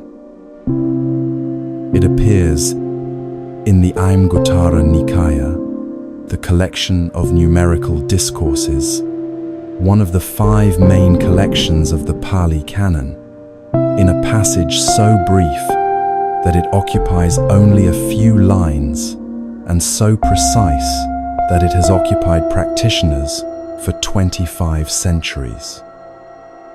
The Buddha is addressing the monks directly. There is no narrative frame, no story surrounding it, no gradual approach, just the statement, placed there with the confidence of someone reporting an observation rather than proposing a theory. The mind, monks, is luminous. It is defiled by adventitious defilements. The mind, monks, is luminous. It is freed from adventitious defilements. 4 sentences. The structure of them is as important as their content. The first sentence states the nature of the mind, luminous. The second sentence acknowledges what covers it, adventitious defilements. The third sentence restates the first. The mind is luminous, unchanged by what has been said in the second sentence, unaffected in its nature by what covers it. The fourth sentence states, what is therefore possible? Freedom from the defilements, because they are not the mind itself and have no claim on the mind's fundamental nature. The word adventitious is doing the most important work in those 4 sentences. It is not a word that appears often in ordinary conversation, and its specific meaning is what makes the teaching precise rather than merely comforting. Adventitious means arriving from outside, not belonging to the inherent nature of the thing being described. An adventitious element is one that has come from elsewhere and attached itself, present, real in its effects, capable of obscuring what it covers, but not constitutive of the thing it is covering. Not the mind's nature, a visitor, a covering, something that arrived and can therefore, through practice, depart. The craving that makes solitude feel like punishment rather than space, adventitious. The need for validation that makes an unanswered message register as a small withdrawal of proof that you exist, adventitious. The voice that arrives in the forest and says, "You are not enough, something is wrong with you." The silence around you is a verdict, adventitious. The exhaustion of the grip, the contract around love, the continuous low, grade vigilance of a mind that has decided peace is only available once certain conditions are met, all of it adventitious. All of it real in its effects, none of it the mind itself. This is where the teaching diverges sharply from anything the listener may have encountered in the broader wellness conversation. The idea that something good and complete is present inside you is not new. It circulates widely in self-help culture, in therapeutic frameworks, in the kind of spiritual encouragement that says, your worth is already there. You just need to remember it. The Buddhist teaching is not that teaching. It is something more specific and, in the long run, more useful. It is not saying that you have a permanent, complete, worthy self waiting beneath the noise to be uncovered and celebrated. Buddhism has been careful about this distinction for 25 centuries, because the idea of a permanent, unchanging inner self is precisely the kind of fixed identity that generates the craving and the clinging and the suffering that the teaching is addressing. A permanent self that is inherently worthy is still a self to be protected, to be confirmed, to be seen and validated. It has simply moved the craving from the outside to the inside and called the move liberation. That is not what the Buddha said. What the Buddha said is about awareness itself, the quality of knowing, of being conscious, of the simple fact that experience is happening. Not a self that is aware. Awareness. The luminosity is the quality of the knowing, not the content of what is known. And that luminosity, that basic, undramatic, always present quality of conscious experience, is not produced by good circumstances or damaged by bad ones, not generated by being loved and destroyed by being ignored, not dependent on the arrival of the right person or the departure of the wrong conditions. It is simply what the mind is, underneath what the mind is currently full of. The practical implication is significant. If the peace being sought in other people's attention and approval were actually stored in those people, then the seeking would make sense. Go to where the thing is, obtain it, bring it back.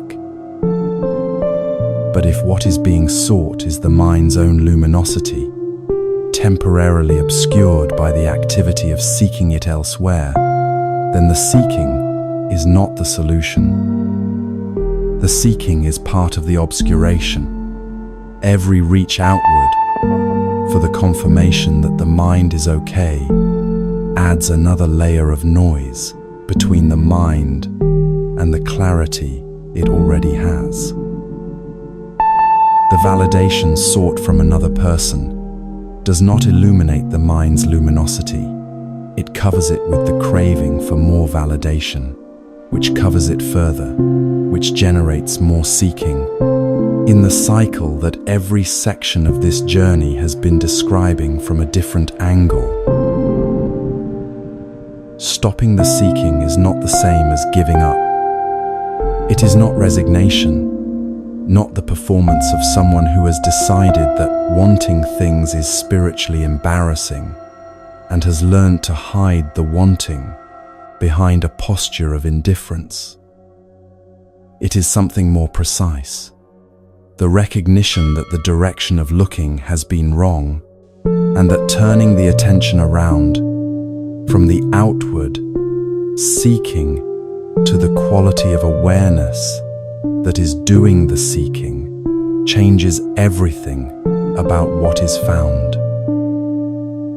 A 9th century Chan master named Dongshan Liangji understood this through something that happened to him while walking. Not in a monastery, not during formal practice, not in the company of a teacher who could point and say, "There, look there," walking alone on an ordinary path, the kind of walking that has no particular destination or spiritual intention attached to it. He crossed a stream and looked down at his own reflection in the water, and something in that moment, the image of himself, looking back at himself, the awareness aware of its own awareness, unlocked a recognition that he had been approaching from the outside and that the outside had consistently failed to provide. He wrote a verse about it that has been studied and returned to in Chan and Zen practice ever since.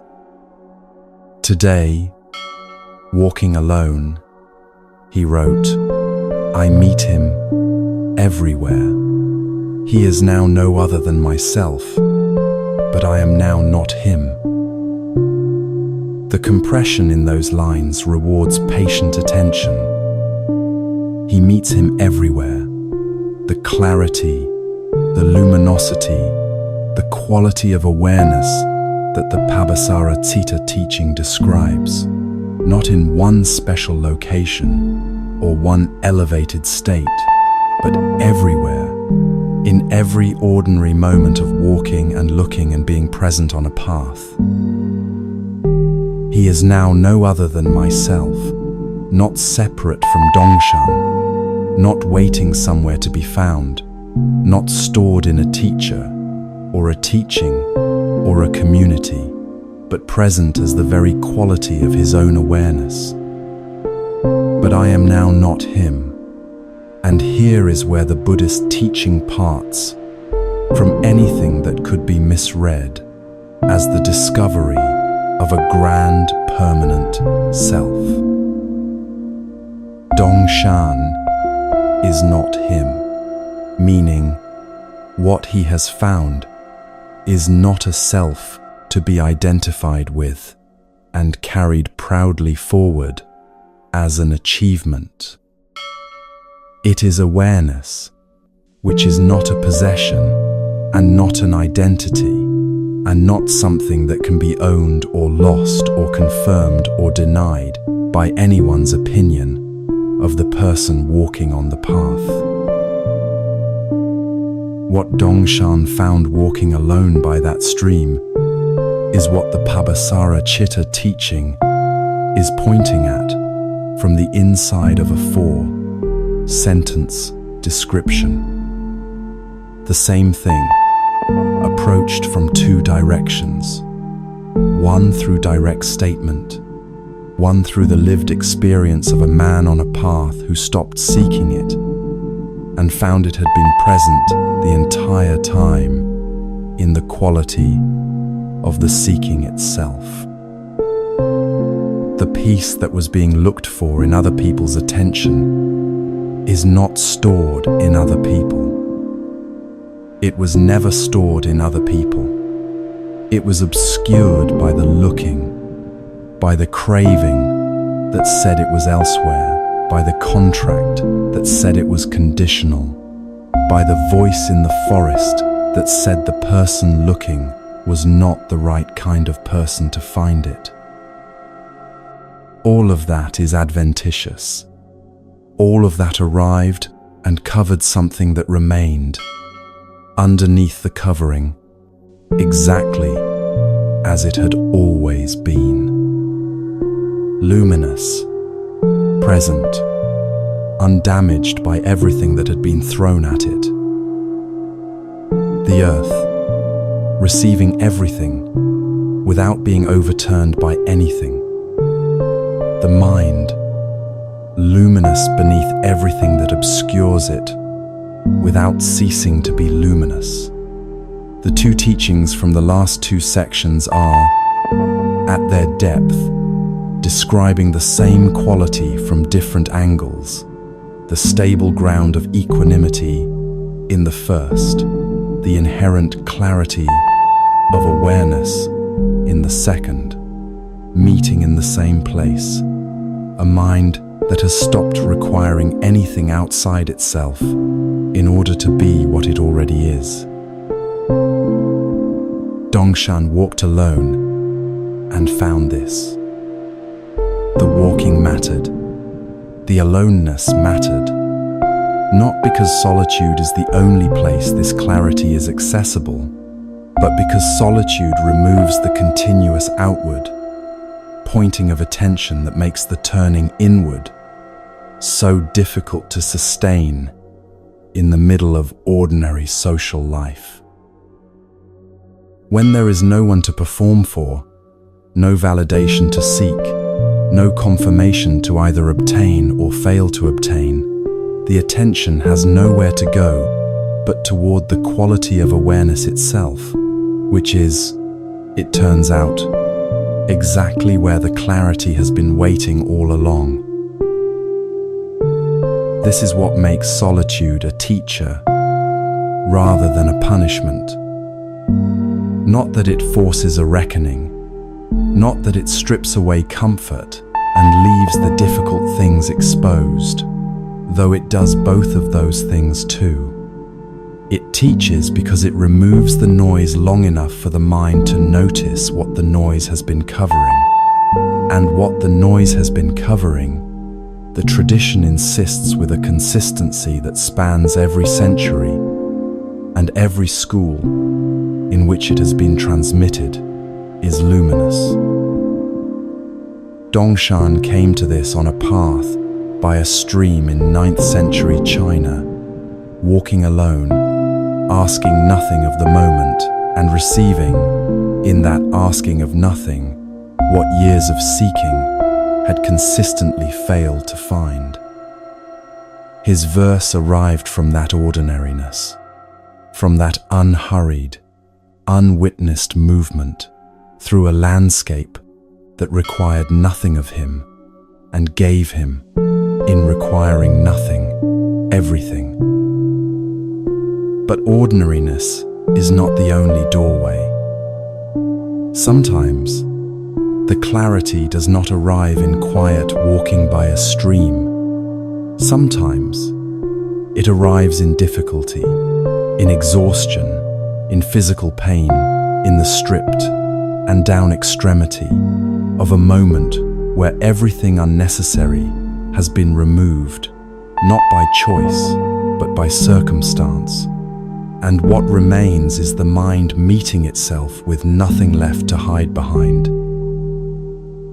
In ancient India, a woman climbed a mountain alone on legs that were failing her, using a stick for support, with no teacher waiting at the summit, and no ceremony prepared for whatever she might find there.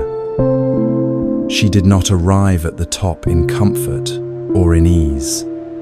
She arrived in pain, in exhaustion, in the particular stripped quality of someone who has given everything the climb required and has nothing left to perform or protect or manage. And in that state, in exactly that state, not despite it, the luminosity the Buddha described showed itself to her completely.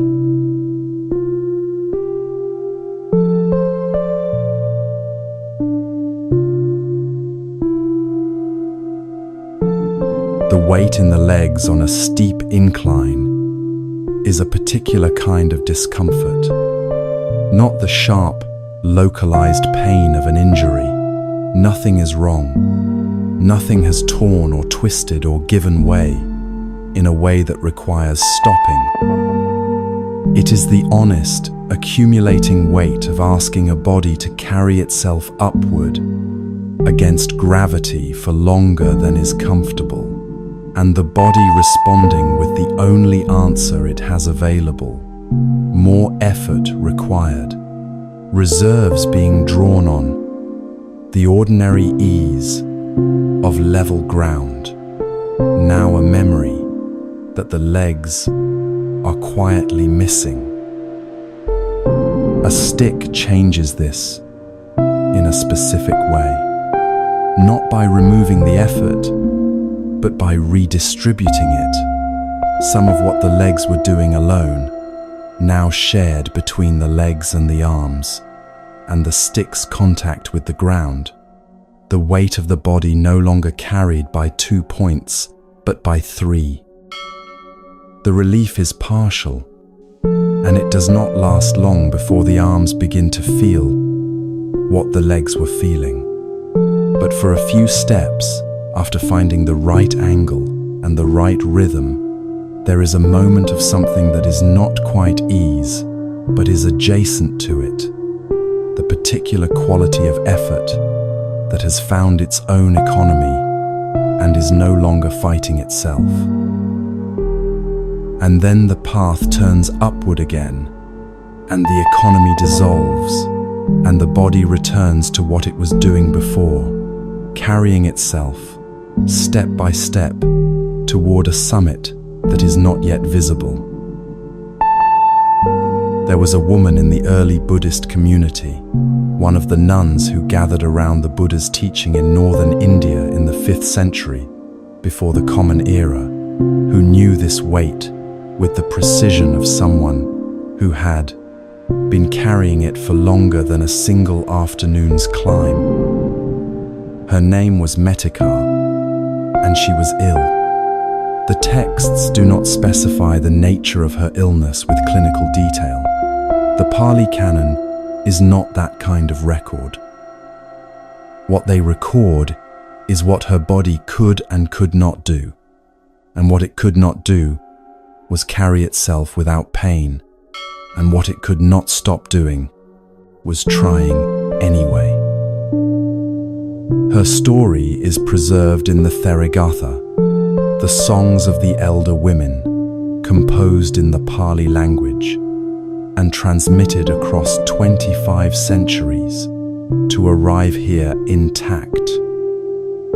The Therigatha is among the oldest surviving literature in the world, composed and preserved by women. Not about women, not written by men imagining women's experience, but composed by the women themselves, the nuns of the early Sangha, recording in verse what their practice had produced and what it had cost, and what it had given them in return. These accounts were kept because the women who kept them understood that what Metika and others had found was not a private discovery. It was a transmission, something passed forward deliberately across centuries for people who had not yet arrived at the moment when they would need it. Real women, real mountains, real liberation, recorded by the people who experienced it, for the people who would come after them. Metikar decided to climb a mountain. The texts do not record a reason for this decision in the way a modern document might. No explanatory context, no teacher's instruction, no community sending her with ceremony and good wishes toward the summit. She was a nun engaged in practice, and the practice took her up the mountain, and she went. Alone, because the practice was hers to do. Ill, because the illness was also hers, and there was no waiting for it to resolve before the life could continue. With a stick, because the mountain required it, and because using what is available without complaint or ceremony is, in its quiet way, already a form of practice. The climb would have taken time. A steep mountain path, walked slowly on painful legs, with a stick redistributing weight that the legs could not comfortably bear. This is not quick work.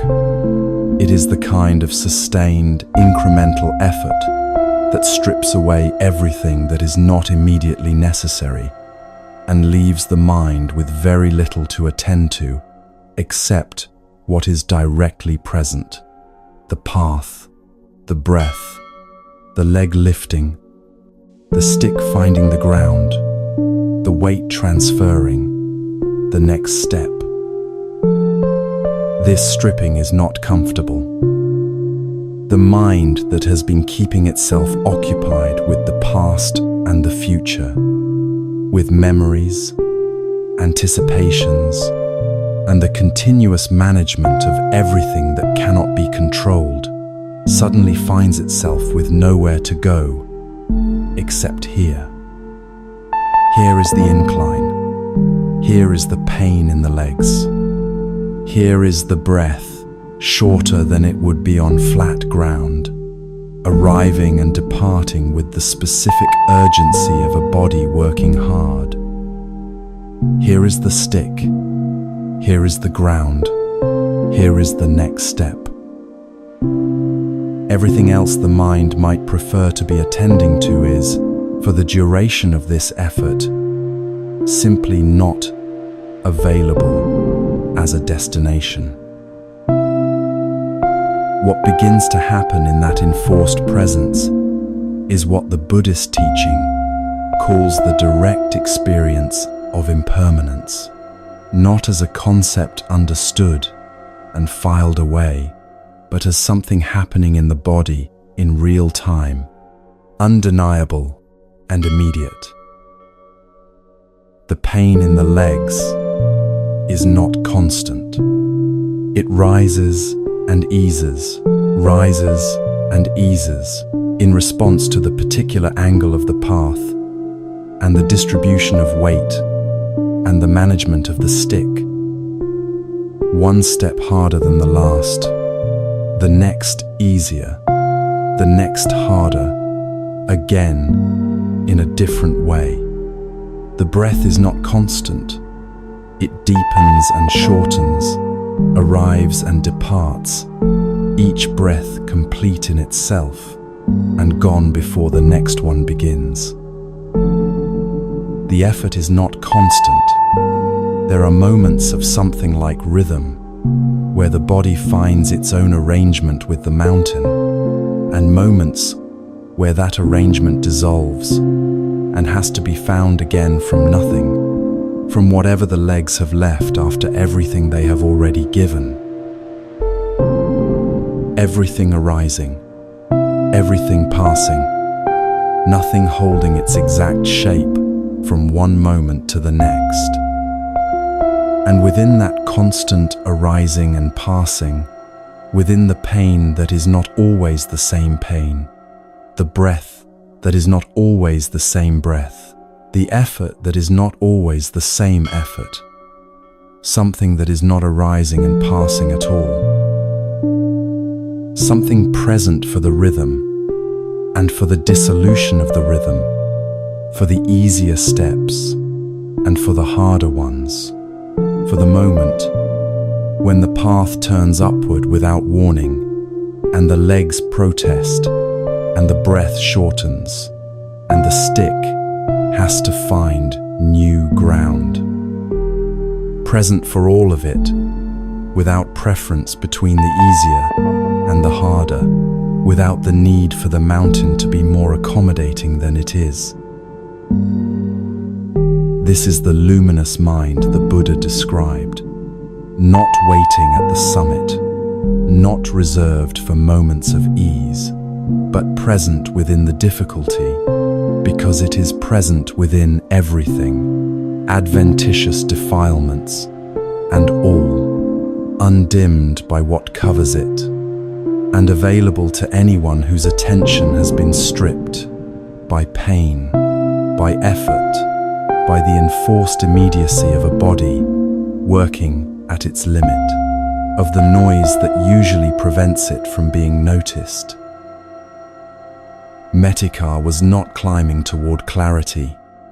She was climbing inside it, one painful step at a time, the clarity becoming more available with each step, not because the pain was easing, but because the mind had nothing left to spend on anything except what was directly present. The equanimity the earth simile pointed toward was not something she would collect at the summit, like a reward for effort completed. She was inhabiting it on the path, step by step, in the specific way that genuine practice is always inhabited, not as an achievement, but as a quality of attention, present within the difficulty, rather than available only after it. Every small releasing of the grip, of the requirement that the legs hurt less, that the path be shorter, that the illness not have come, that the conditions be other than they were, every small releasing produced its proportional peace on an ancient mountain, in a body that was giving everything it had, and finding, in the giving, that what remained was more than sufficient. When she reached the summit, she sat down. The Therigatha records this with the economy of a text that trusts the people who receive it to understand what sitting down means after a climb like that. The specific quality of a body that has given everything the effort required and is now, for the first time since the path began, still.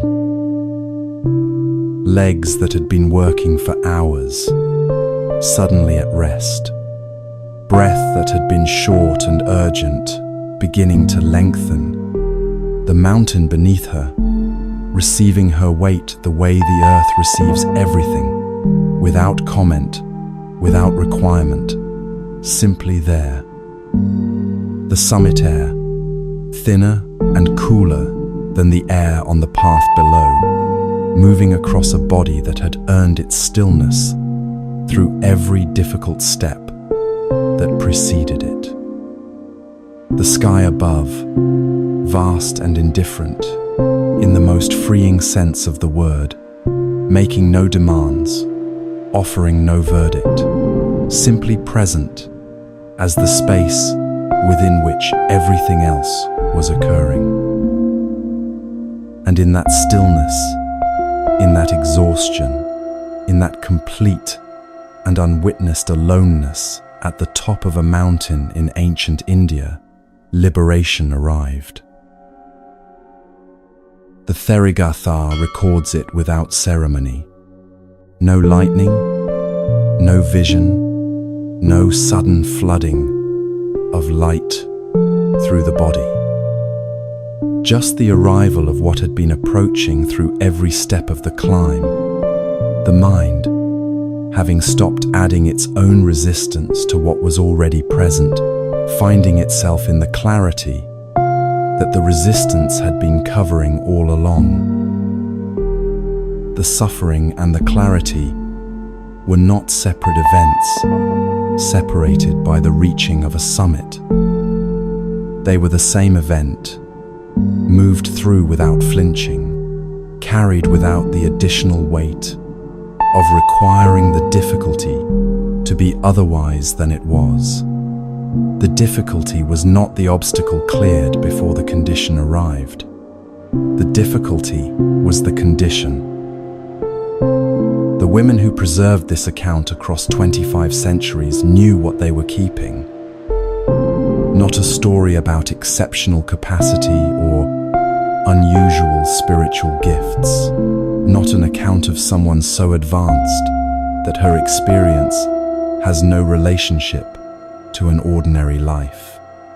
A record, precise, undramatic, preserved with the care of something that needed to reach the people who would need it. Of what becomes available when the mind stops requiring conditions to improve before clarity is permitted to arrive. The account survived because what it contains is not historical curiosity. It is instruction, as usable today as it was in the hands of the women who first wrote it down. For anyone on a difficult path who has not yet understood that the difficulty and the doorway are the same thing. Metikar did not announce what happened at the top of the mountain.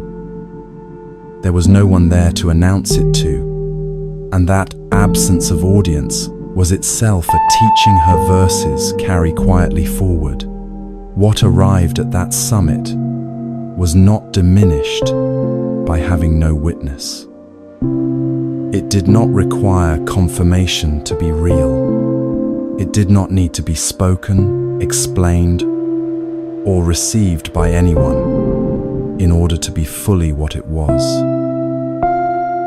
The deepest things this tradition suggests across every school and century tend to be like this, most fully themselves in the absence of performance, most completely present when there is no one watching and therefore no reason to be anything other than exactly what is. There is a moment in Buddhist literature where an entire room of accomplished teachers tried to put the deepest teaching into words, each offering their most precise and careful answer, and the last person asked said nothing at all. Not from hesitation, not from ignorance, not from the performance of someone dramatically withholding, from the recognition that what was being asked about had no adequate container in language, and that the most honest response was the one that did not pretend otherwise. The room fell silent, and the silence was recognized by everyone present as the most complete answer that had been given.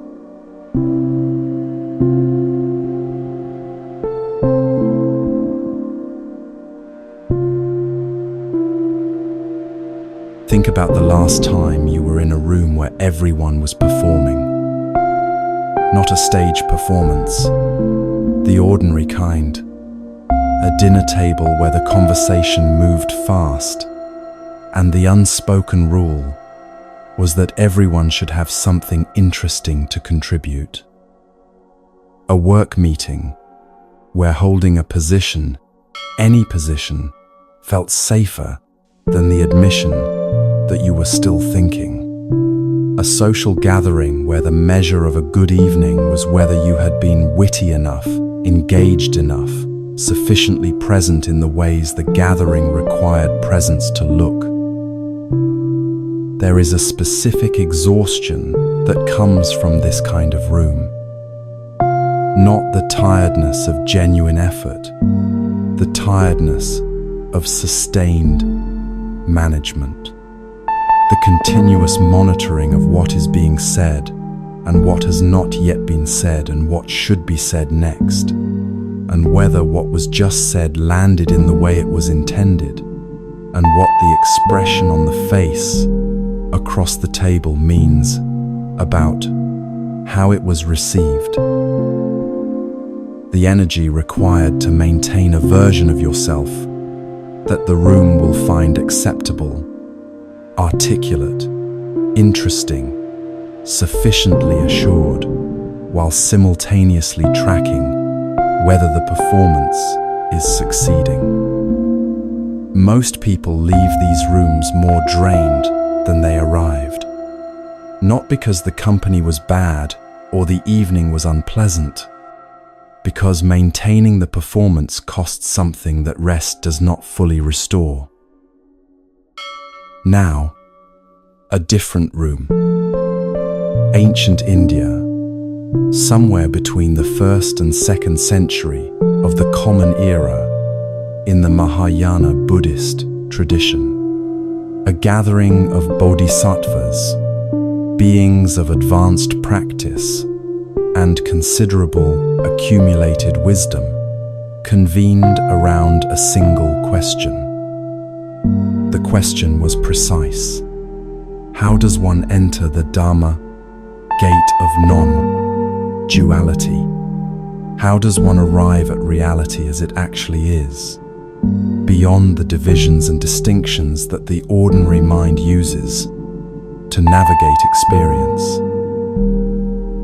One by one, they answered, and the answers were excellent.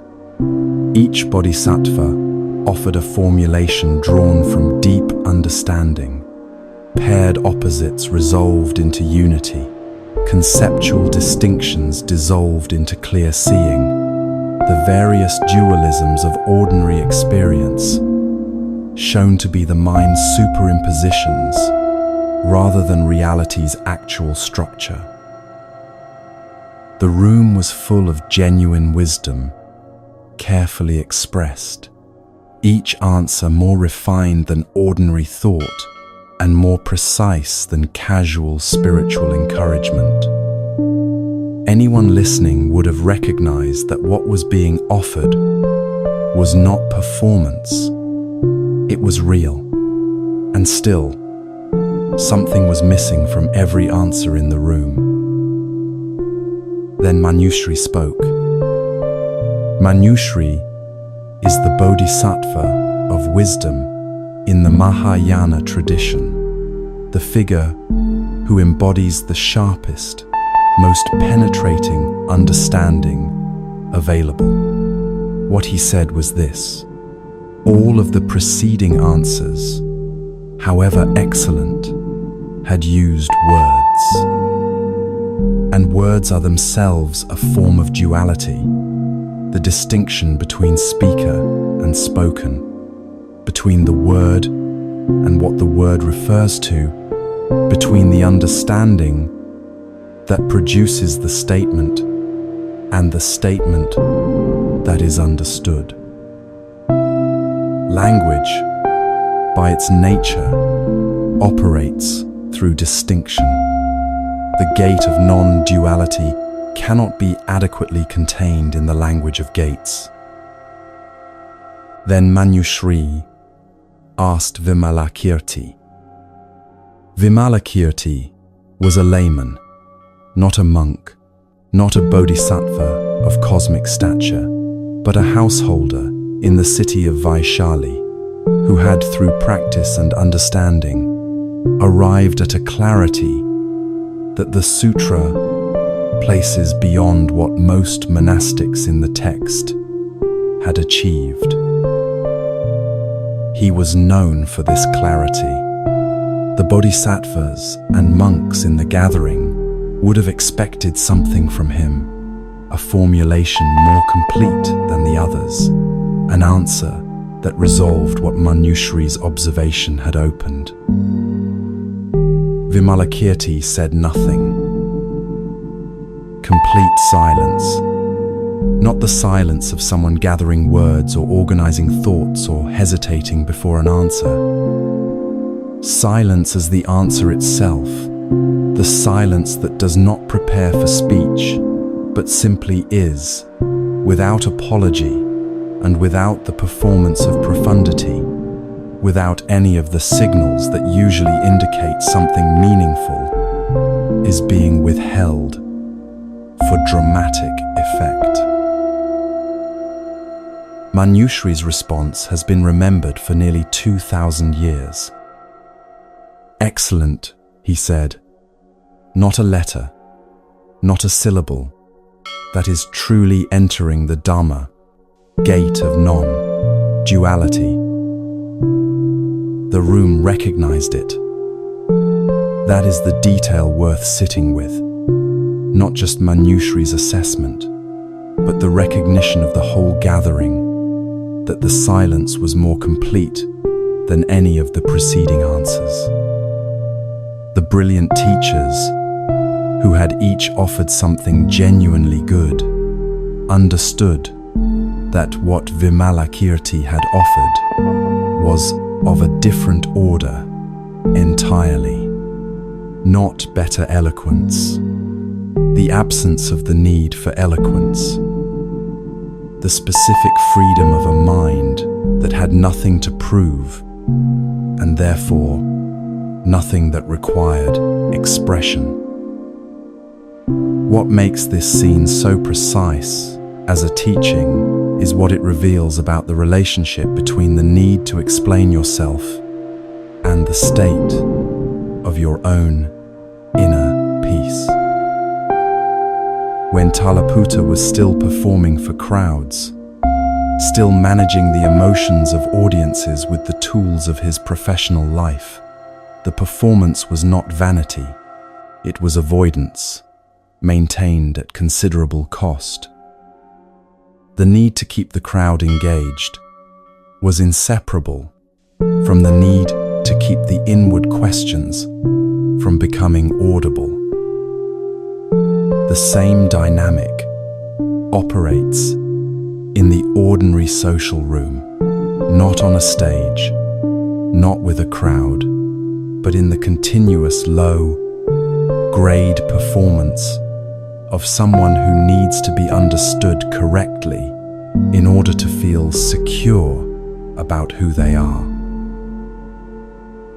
The need to explain yourself, to justify your positions, to account for your choices, to ensure that the people around you have an accurate and favorable understanding of who you are and why you do what you do, is rarely about them. It is almost always about the discomfort of allowing yourself to be misunderstood, and the discomfort of allowing yourself to be misunderstood is almost always about what the misunderstanding seems to confirm about something you are not yet entirely settled about within yourself. The explanation is not for the listener. It is for the part of you that is still seeking the confirmation the listener might provide. Vimalakirti's silence came from a different place entirely. It was not the silence of someone managing an impression or withholding information or declining to engage. It was the silence of someone who had nothing to protect, no position to defend, no identity to maintain, no version of themselves that required the room's agreement in order to remain stable. When there is nothing to protect, silence is not a strategy. It is simply what is true. The 8th century Indian master Shantideva understood this relationship between inner peace and the craving for social confirmation with a directness that is unusual even within a tradition known for its precision about the mind. In his Bodhicharyavatara, the guide to the Bodhisattva's way of life, one of the most studied texts in the Mahayana tradition, he examined this craving with the candor of someone who had looked at it honestly in himself and found it less comfortable than any performance of indifference to praise would suggest. Flattery, he wrote, accomplishes nothing useful. Being praised does not make you wealthier or healthier or more free. The praise arrives, produces a brief warmth, and departs, leaving the craving for more praise exactly where it was before the praise arrived, which is how craving always works, in every form, at every scale.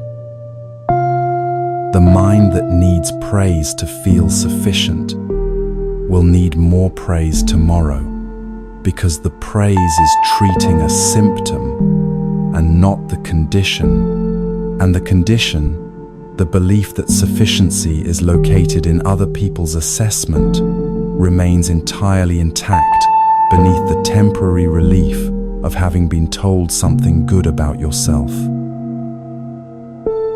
What Shantideva asked himself in those verses was when he would finally wander in forests alone, without companion, knowing his work is done. Not as a complaint about people or a romantic attachment to wilderness, as the specific longing of someone who has understood what the continuous performance costs and is ready, genuinely ready, to put it down. The forest he was longing for was not a place. It was the state of mind that Vimalakirti demonstrated in that room. The state of having nothing to explain, nothing to defend, nothing that required the understanding or agreement or approval of anyone present in order to remain what it was. This is where the section's teaching becomes practical rather than philosophical. Not all self-explanation is compulsive, and not all communication is performance. The distinction that matters is simpler than it might appear. When you explain yourself from a place of genuine peace, the explanation is for the other person's benefit, offered without anxiety about its reception, complete in itself, whether or not it produces the desired response. When you explain yourself from the craving for confirmation, the explanation is for your own benefit, generated by the discomfort of being potentially misunderstood, and its success or failure is measured entirely by whether the other person's response has temporarily quieted the craving that produced it. The first is communication. The second is seeking. And seeking, as every section of this journey has been demonstrating from a different angle, is the activity that covers what it is trying to find. Stopping the performance is not rudeness. It is not coldness, not withdrawal, not the cultivation of an indifference dressed in spiritual language to make it acceptable. It is the specific relief of no longer burning energy on a project that was never going to succeed, because the confirmation being sought was never stored in the place it was being sought, and the clarity available in the silence was present all along beneath the noise of the seeking. Vimalakirti sat in a room full of people expecting brilliance and offered nothing. Not as a demonstration, not as a teaching device calculated to produce a particular effect, as the natural expression of a mind that had no requirement to be anything other than what it was in that moment, present, settled, and complete, without a single word to show for it. What Manjushri and the gathering recognized was not an unusual feat. The performance of a silence so impressive it surpassed eloquence. They recognized the absence of the need that generates both eloquence and its performance. The freedom of a mind that has genuinely stopped requiring the room to confirm what it already knows. This quality is available in proportion to the releasing that the previous sections have been describing, a little more accessible with each small loosening of the grip, each small releasing of the contract that says peace is conditional on being understood, confirmed, and chosen. A little less explaining produces a little more ease. In the same direct and proportional relationship that runs through every teaching in this tradition, the releasing and the peace are not separated by a long journey. They are the same movement, felt immediately at whatever scale it is practiced.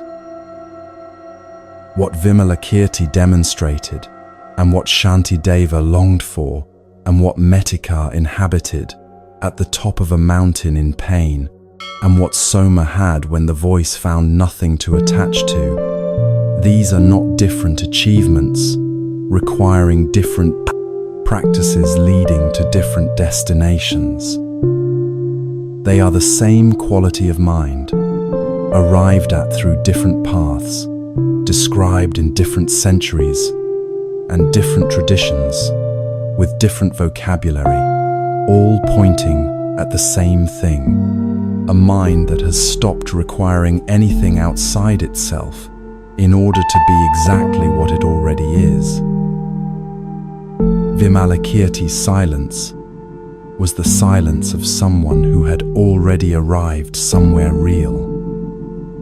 What he demonstrated in that room was not a technique but a direction, the specific orientation of a mind that has chosen inner settledness over the continuous labor of social maintenance, chosen the forest over the crowd, chosen the quality of its own awareness over the quality of other people's opinions about that awareness. Choosing that direction consciously, deliberately, with clear eyes, understanding what is being chosen and what is being set down, looks different from the accumulated wisdom of someone who has practiced their way to Vimalakirti's settled silence. It looks like a choice made before dawn, in cold water, in a forest, by someone young enough that the choice is not yet inevitable, and old enough to understand exactly what it means. It looks like the specific urgency of a person who has seen impermanence clearly enough that waiting no longer seems like a reasonable option. That choice and the forest river where it was made is where this journey goes next.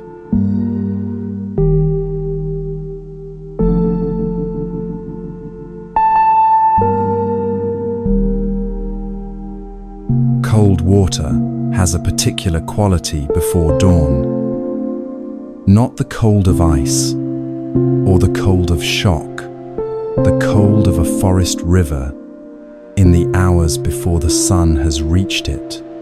When the water holds the temperature of the night, it has been moving through, and the air above it is only marginally warmer, and the difference between the two is small enough that stepping from one into the other produces less a gasp than a slow, complete waking of every surface of the skin simultaneously.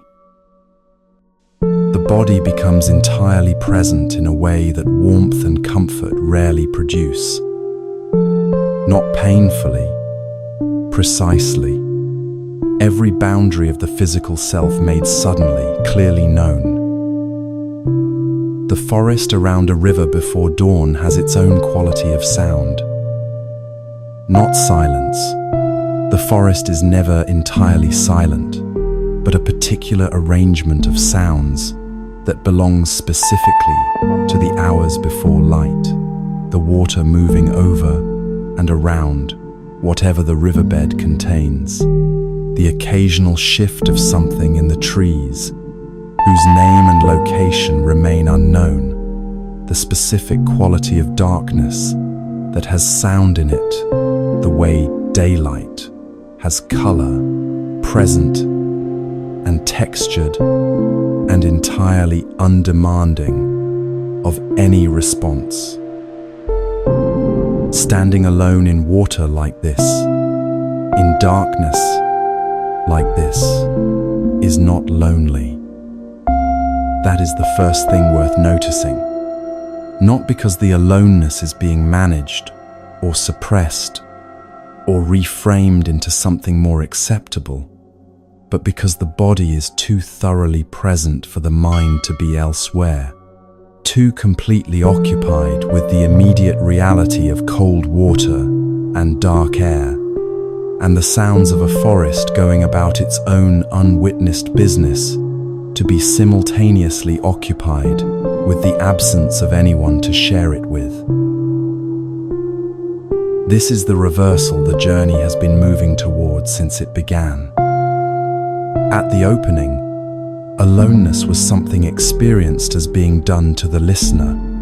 A Friday evening, a dark phone, the hollow feeling of a full table that was somehow not enough. Here, in a forest river before dawn, aloneness is something chosen, inhabited, and found to be precisely adequate to the moment it contains. There was a young monk in the early Buddhist community who knew this river, or one like it. His name was Samidi, and the Sutta Nikaya, one of the 5 main collections of the Pali Canon, records an encounter he had while bathing alone in a forest before dawn that has the quality of something preserved because it is useful rather than because it is dramatic. The encounter is brief. The teaching inside it is not. Samidi had come to the forest river to bathe, as he did, alone, in the dark, before the day required him to be anywhere or do anything or present himself to anyone. The text does not explain why he chose this. It does not need to, because the choice itself is the teaching, present before a word of dialogue has been exchanged. He was young. He was healthy. He had gone forth into the monastic life, not because his circumstances had collapsed and left no alternative, but because something in him had understood, with a clarity that did not require argument, that the life available to him outside the forest was not the life that most needed to be lived. He was standing in the cold water when a deity appeared. In the Pali Canon, deities are not exotic interruptions. They are beings from higher realms who appear occasionally in the teaching record, usually to ask questions rather than to provide answers. This one was curious in the way that someone is curious when they have encountered something they do not quite have a framework for. Here was a young man in a cold river before dawn, in a forest, alone, when pleasure and company and the ordinary consolations of a human life were available to him, when youth itself is, by conventional reckoning, the season most suited to enjoying what the world offers before age arrives to narrow the options. Why? The deity asked it simply. Why this? Why now? Why the forest instead of the life that was available? Samidi's answer arrived without hesitation and without the elaborate philosophical architecture that might have been expected from a young monastic trying to justify his choice to a being from a higher realm. It was urgent in the specific way that things are urgent when they are simply true and require no decoration. He had gone forth while still young, he said, because old age would come. He did not know when death would arrive. He wanted to practice now, while he could, before it was too late. The Pali tradition has a word for the understanding that produces this kind of answer. It is samvega, sometimes translated as spiritual urgency, sometimes as the sense of existential shock that arrives when impermanence is seen clearly, rather than merely known as a concept. Samvega is not anxiety about death, though it begins with the recognition of death's inevitability. It is the specific quality of clarity that arrives when impermanence stops being an idea that is acknowledged and agreed with, and starts being something felt in the body, understood in the bones, producing not paralysis, but the opposite, a clear-eyed recognition that the time to practice is not later, not when circumstances improve, not when the conditions are more comfortable, or the choices more obvious, or the path less uncertain. The time is now, in this life, in this body, with whatever is available today, and whatever is not. This is what Samidi had in the cold water before dawn. Not depression, not rejection, not the resignation of someone whose life had offered nothing worth choosing, and who had therefore retreated to the forest as a consolation. The opposite, a person young enough that the world's offerings were fully available, clear-eyed enough to have looked at those offerings honestly, and moved enough by what he had understood about impermanence to choose, before the choosing became harder, a direction that pointed towards something the offerings could not provide. The deity was not finished.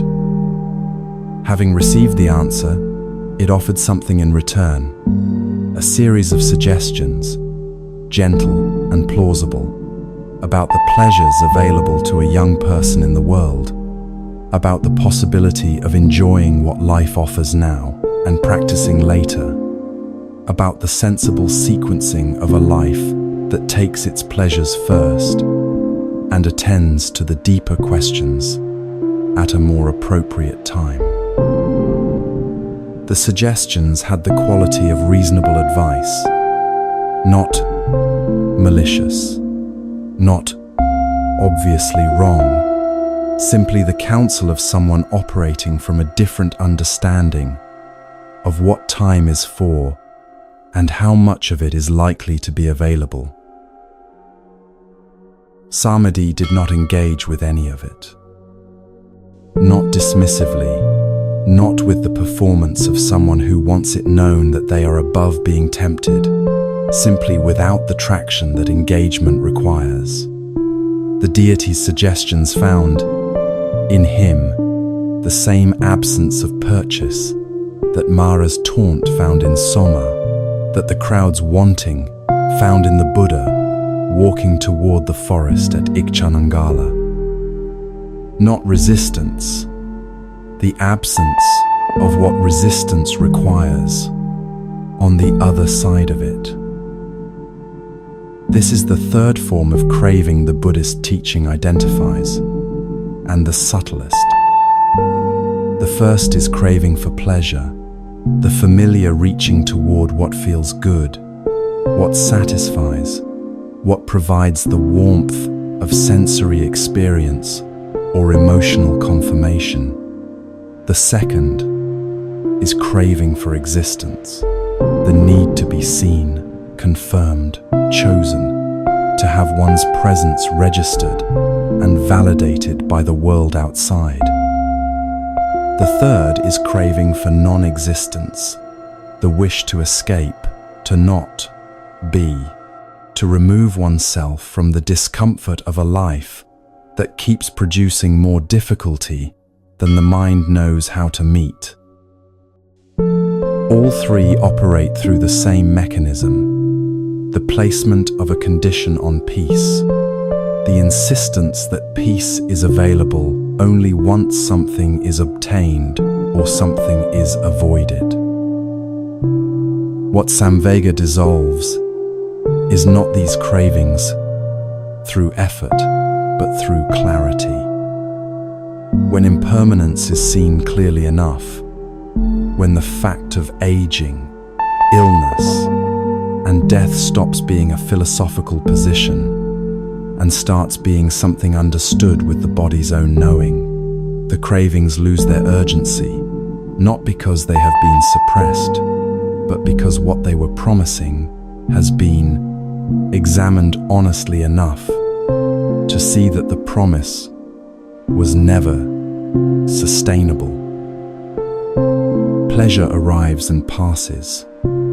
Existence is confirmed and then requires continuous reconfirmation, which is exhausting and never finally complete. Non-existence would remove the suffering and also the practice and also the clarity that is the only thing in this tradition that actually addresses the suffering at its source. Samvega does not condemn the cravings. It simply offers a clearer view of where they lead, and from that clearer view, a different direction becomes available. Samadhi had that clearer view in the cold river before dawn. It is why the deity's offerings found no traction, not because he was unusually disciplined, or unusually indifferent to pleasure, or unusually advanced in practice, but because he had already seen what the offerings were offering and understood, with the specific lucidity of someone who has genuinely looked that they were not the thing he was standing in the cold water for. The distinction between solitude as something that happens to a person and solitude as a direction a person chooses is the entire distance between the opening of this journey and where it has arrived.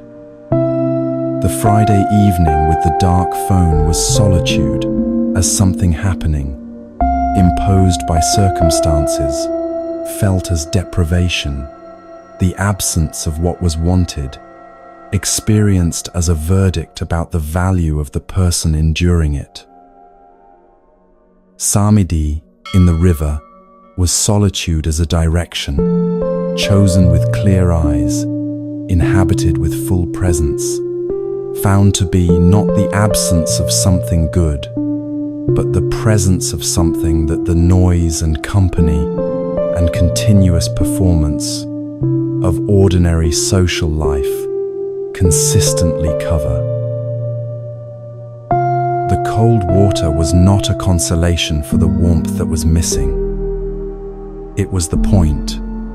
The darkness was not the absence of light that would eventually arrive to make the scene acceptable. It was the condition in which something specific and irreplaceable was available. The river's own sounds, the skin's precise waking, the mind's complete presence in the only moment that actually existed. Samadhi had not arrived at the river resigned to what he could not have. He had arrived at the river understanding what he was choosing, and choosing it fully, in the cold and the dark and the aloneness, before the sun rose over the forest, and the day's ordinary demands resumed their claims on his attention. He had made his choice before the world had taken anything from him, before age, disappointment, loss, or the gradual attrition of circumstances had narrowed the options and made the forest feel less like a direction and more like the only place left to go. That is what makes his story a teaching rather than merely an account. The choice was free, made in full possession of everything the world was offering, and it pointed away from those offerings not from bitterness, but from genuine understanding of what they were and were not. There is another story in this tradition about a man who made a version of the same choice, but under circumstances so stripped, so emptied of what the world usually provides as evidence that a life is going well, that a scholar arrived specifically to survey the wreckage and deliver a verdict. The man had no possessions, no community, no reputation worth mentioning, no comfort that would have registered as comfort by any ordinary measure. He had, by every external account, nothing. His response to the scholar's verdict was a song.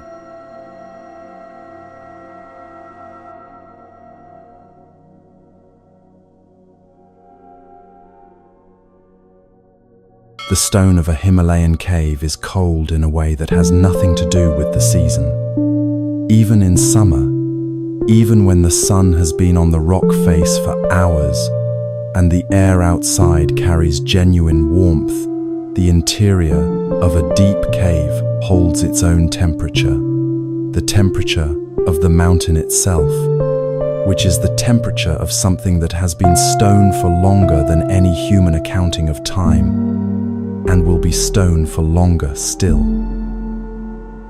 It is not hostile cold. It is indifferent cold, the cold of something that has no position on whether you are comfortable, no investment in your preference between warmth and its absence, no capacity to be moved by your opinion of the conditions it provides.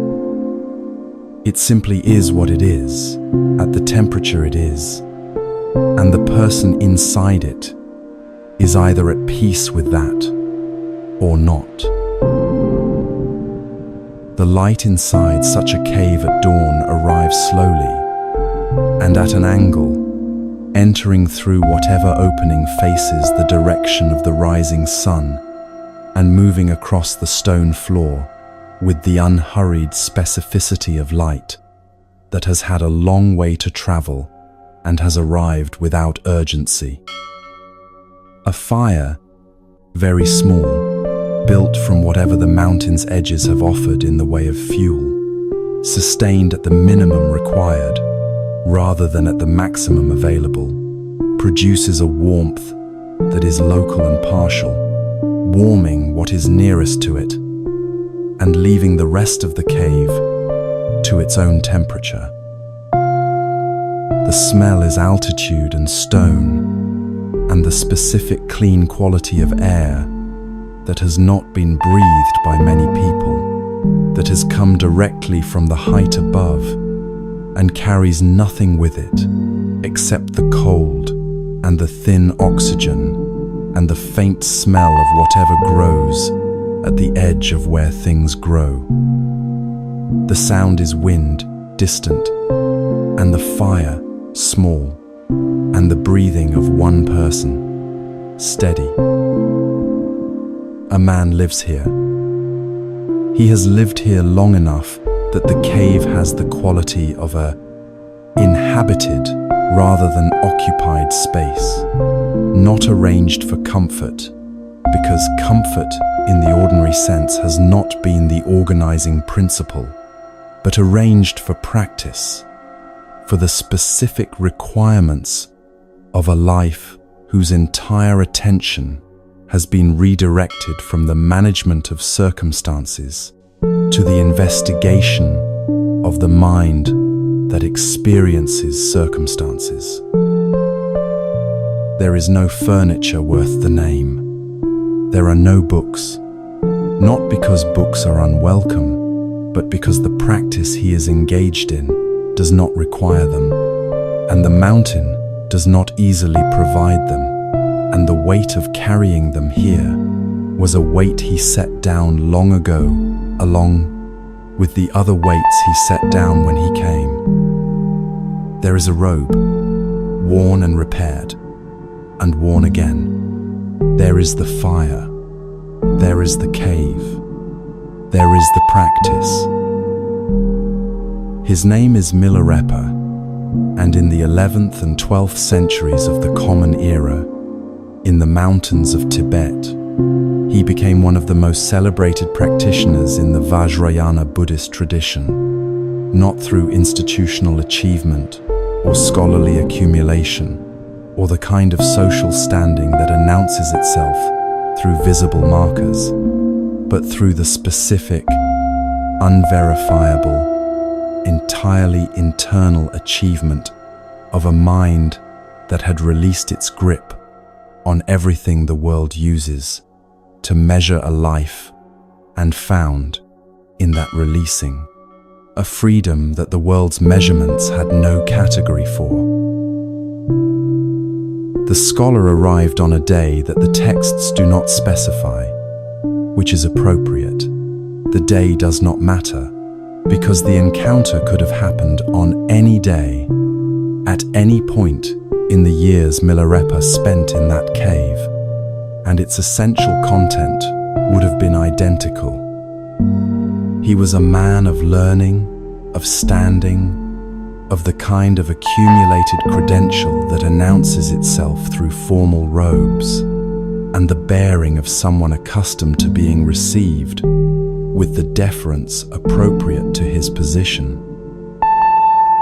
He had made the journey up to the cave, which was not a comfortable journey, which required effort and some discomfort, and the willingness to arrive somewhere remote and cold and entirely lacking in the amenities that make arrivals pleasant. And having made it, he looked at what he had arrived at with the eyes of someone conducting an assessment. What the assessment found was not impressive. The cave was cold, and the fire was small, and the man inside it was thin, in a way that suggested the food situation was unreliable, and the robe was worn, and there were no books, and no community, and no markers of scholarly achievement, and no indication that this was a place where anything of substance had accumulated. The scholar's survey of the scene had the quality of someone who had expected more and was now reconciling the expectation with a reality that fell well short of it, not dramatically, not with hostility, but with the quiet, deflating recognition that whatever he had heard about this man, the evidence in front of him, did not obviously support it. He said what the survey had produced in him, not cruelly, factually, in the way that a person states what they observe when they have been trained to trust observation and to speak from it directly. No status, no learning, no community, no comfort, no possessions, worth cataloguing. A cave, a small fire, a worn robe, and a man whose physical condition suggested that the cave was not providing adequately for the ordinary requirements of a human body. What kind of life was this? What had been accomplished here? What was there to show for the years spent in this cold and remote and entirely unwitnessed way? Milarepa sang, not in the way that people sing when they are deflecting or performing or trying to change the subject through charm. In the way that something sings when the container that would have turned it into speech has been set down so long ago that it no longer exists, when what is true simply comes out in whatever form it takes, which in Milarepa's case was song, had always been song, the songs of the 100,000 songs of Milarepa that the Tibetan tradition preserved because they were not composed but simply true, expressed in a form adequate to their own content. He sang about the cave, not defensively, not with the strained enthusiasm of someone trying to reframe deprivation as abundance, with the straightforward accuracy of someone describing what is actually present rather than what is absent.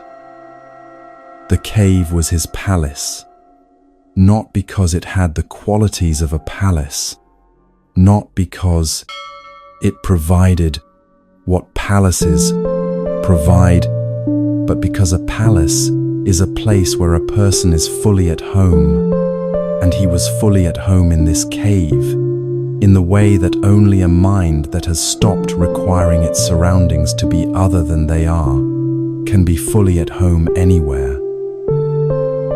His solitude was his wealth. Again, not as a reframing of poverty into something more bearable, as an accurate description of what solitude had produced in him over the years of practice in that cave.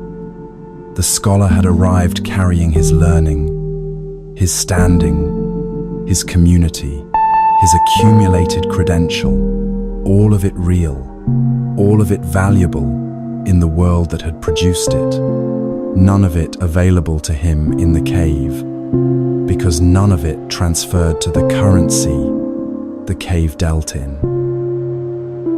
What the cave dealt in was the specific wealth of a mind that had released the grip on everything the world uses to generate the craving that generates, the suffering that generates, the seeking that generates more craving in the cycle that every section of this journey has been examining from a different angle. Milarepa had released the grip. Not once, not dramatically, not through a single act of heroic renunciation, through years of the gradual releasing that Ajahn Chah's sentence describes, a little more each day, proportional peace arriving with each proportional loosening, until the grip was gone entirely, and with it, the fear that had made the grip feel necessary. What the scholar was looking at, without yet having a framework for what he was seeing, was the complete expression of everything this journey has been moving toward. The Buddha walking away from the crowd at Ichanangala had released the grip on fame. Here was a man for whom fame had simply never taken hold, who had walked past the opportunity for it without looking back.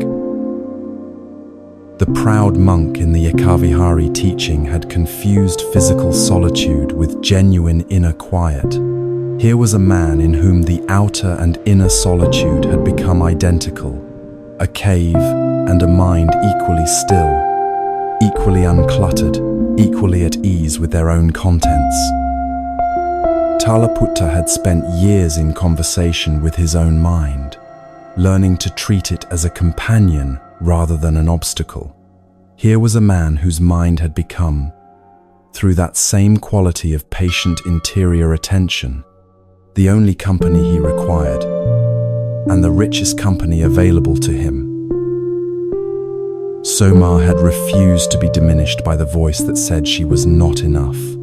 Milarepa had arrived at the state where the voice had nothing to say, because there was no identity left to attack, no position to undermine, no self-image that required the scholar's good opinion in order to remain intact. The earth simile had pointed toward a mind that receives everything without being overturned. The scholar's survey of everything Milarepa lacked landed on him with the same effect that anything thrown on the earth produces, received without drama, without recoil, without the reorganization of the self around the impact. Metikar had found liberation in difficulty, in pain, in the stripped down conditions of a body working at its limit with no audience.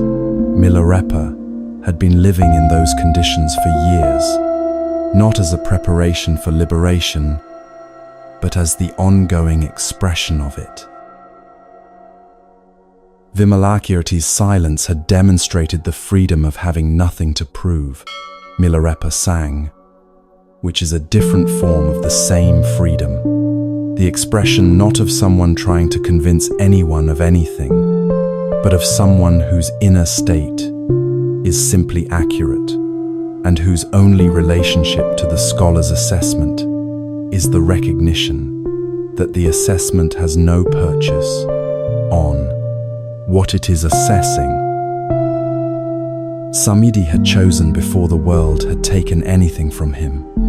Milarepa had chosen after the world had been given every opportunity to provide what it provides, had looked at those provisions with clear eyes, and had walked in a different direction for reasons that the years in the cave had not given him any cause to revise. The scholar's tears, when they came, and the texts record that they came, that something in the song reached past the assessment and the credential and the survey of deficiencies and found the place in him that knew, beneath the knowing, what he was in the presence of were not the tears of someone persuaded.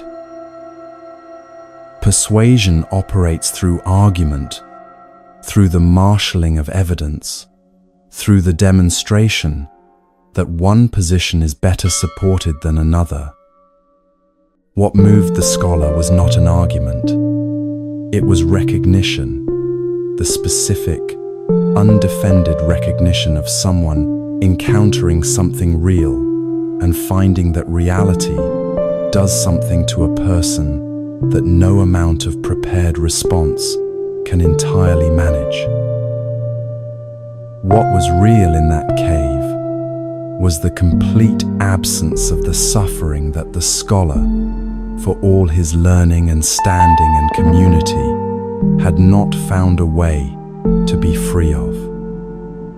The craving for validation, present in him, present in everyone who has not yet found their way to the releasing the tradition describes, was simply not present in Milarepa, not suppressed, not managed, not spiritually disguised as something more acceptable, absent, released along with the grip on everything else that had been released in the years of practice in the cold cave, with the small fire and the worn robe and the thin body and the song that came out when the truth needed expression and had nothing in the way of it. This is the quiet empowerment the journey has been moving toward, not the empowerment of achievement or accumulation, not the confidence of someone who has obtained enough of what the world offers to feel secure in their position. The specific, unshakable quiet of someone who has set something heavy down and discovered that the setting down was not loss, but relief, that what was being carried was the source of the weight, and the setting down was not deprivation, but the end of a burden that had never been necessary. Milarepa had nothing. He needed nothing. And in needing nothing, he had lost nothing. Because what cannot be taken from a person is not what they own, but what they have released the need to own. Not what they protect, but what they have released the need to protect. Not what they have accumulated, but what remains when accumulation has been understood clearly enough to be set down. The scholar came to survey what was missing. He left having encountered something he did not have a word for, something the song had carried from the cave into his chest, in the way that things true enough carry themselves, without requiring the listener's agreement, without needing the listener's validation, complete and present and entirely independent of what anyone thought about it.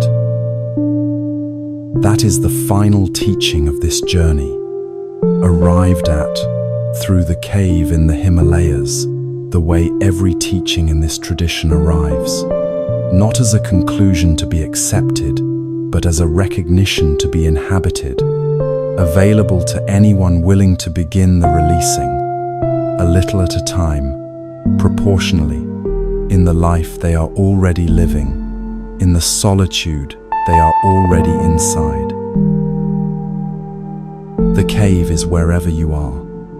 The fire is whatever practice you can sustain today. The song is what comes when the grip has been loosened enough that what is true has room to move.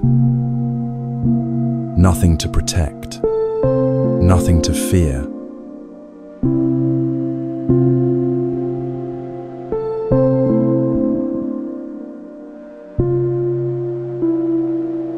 Somewhere in the Himalayas, a cave holds the cold the way it always has.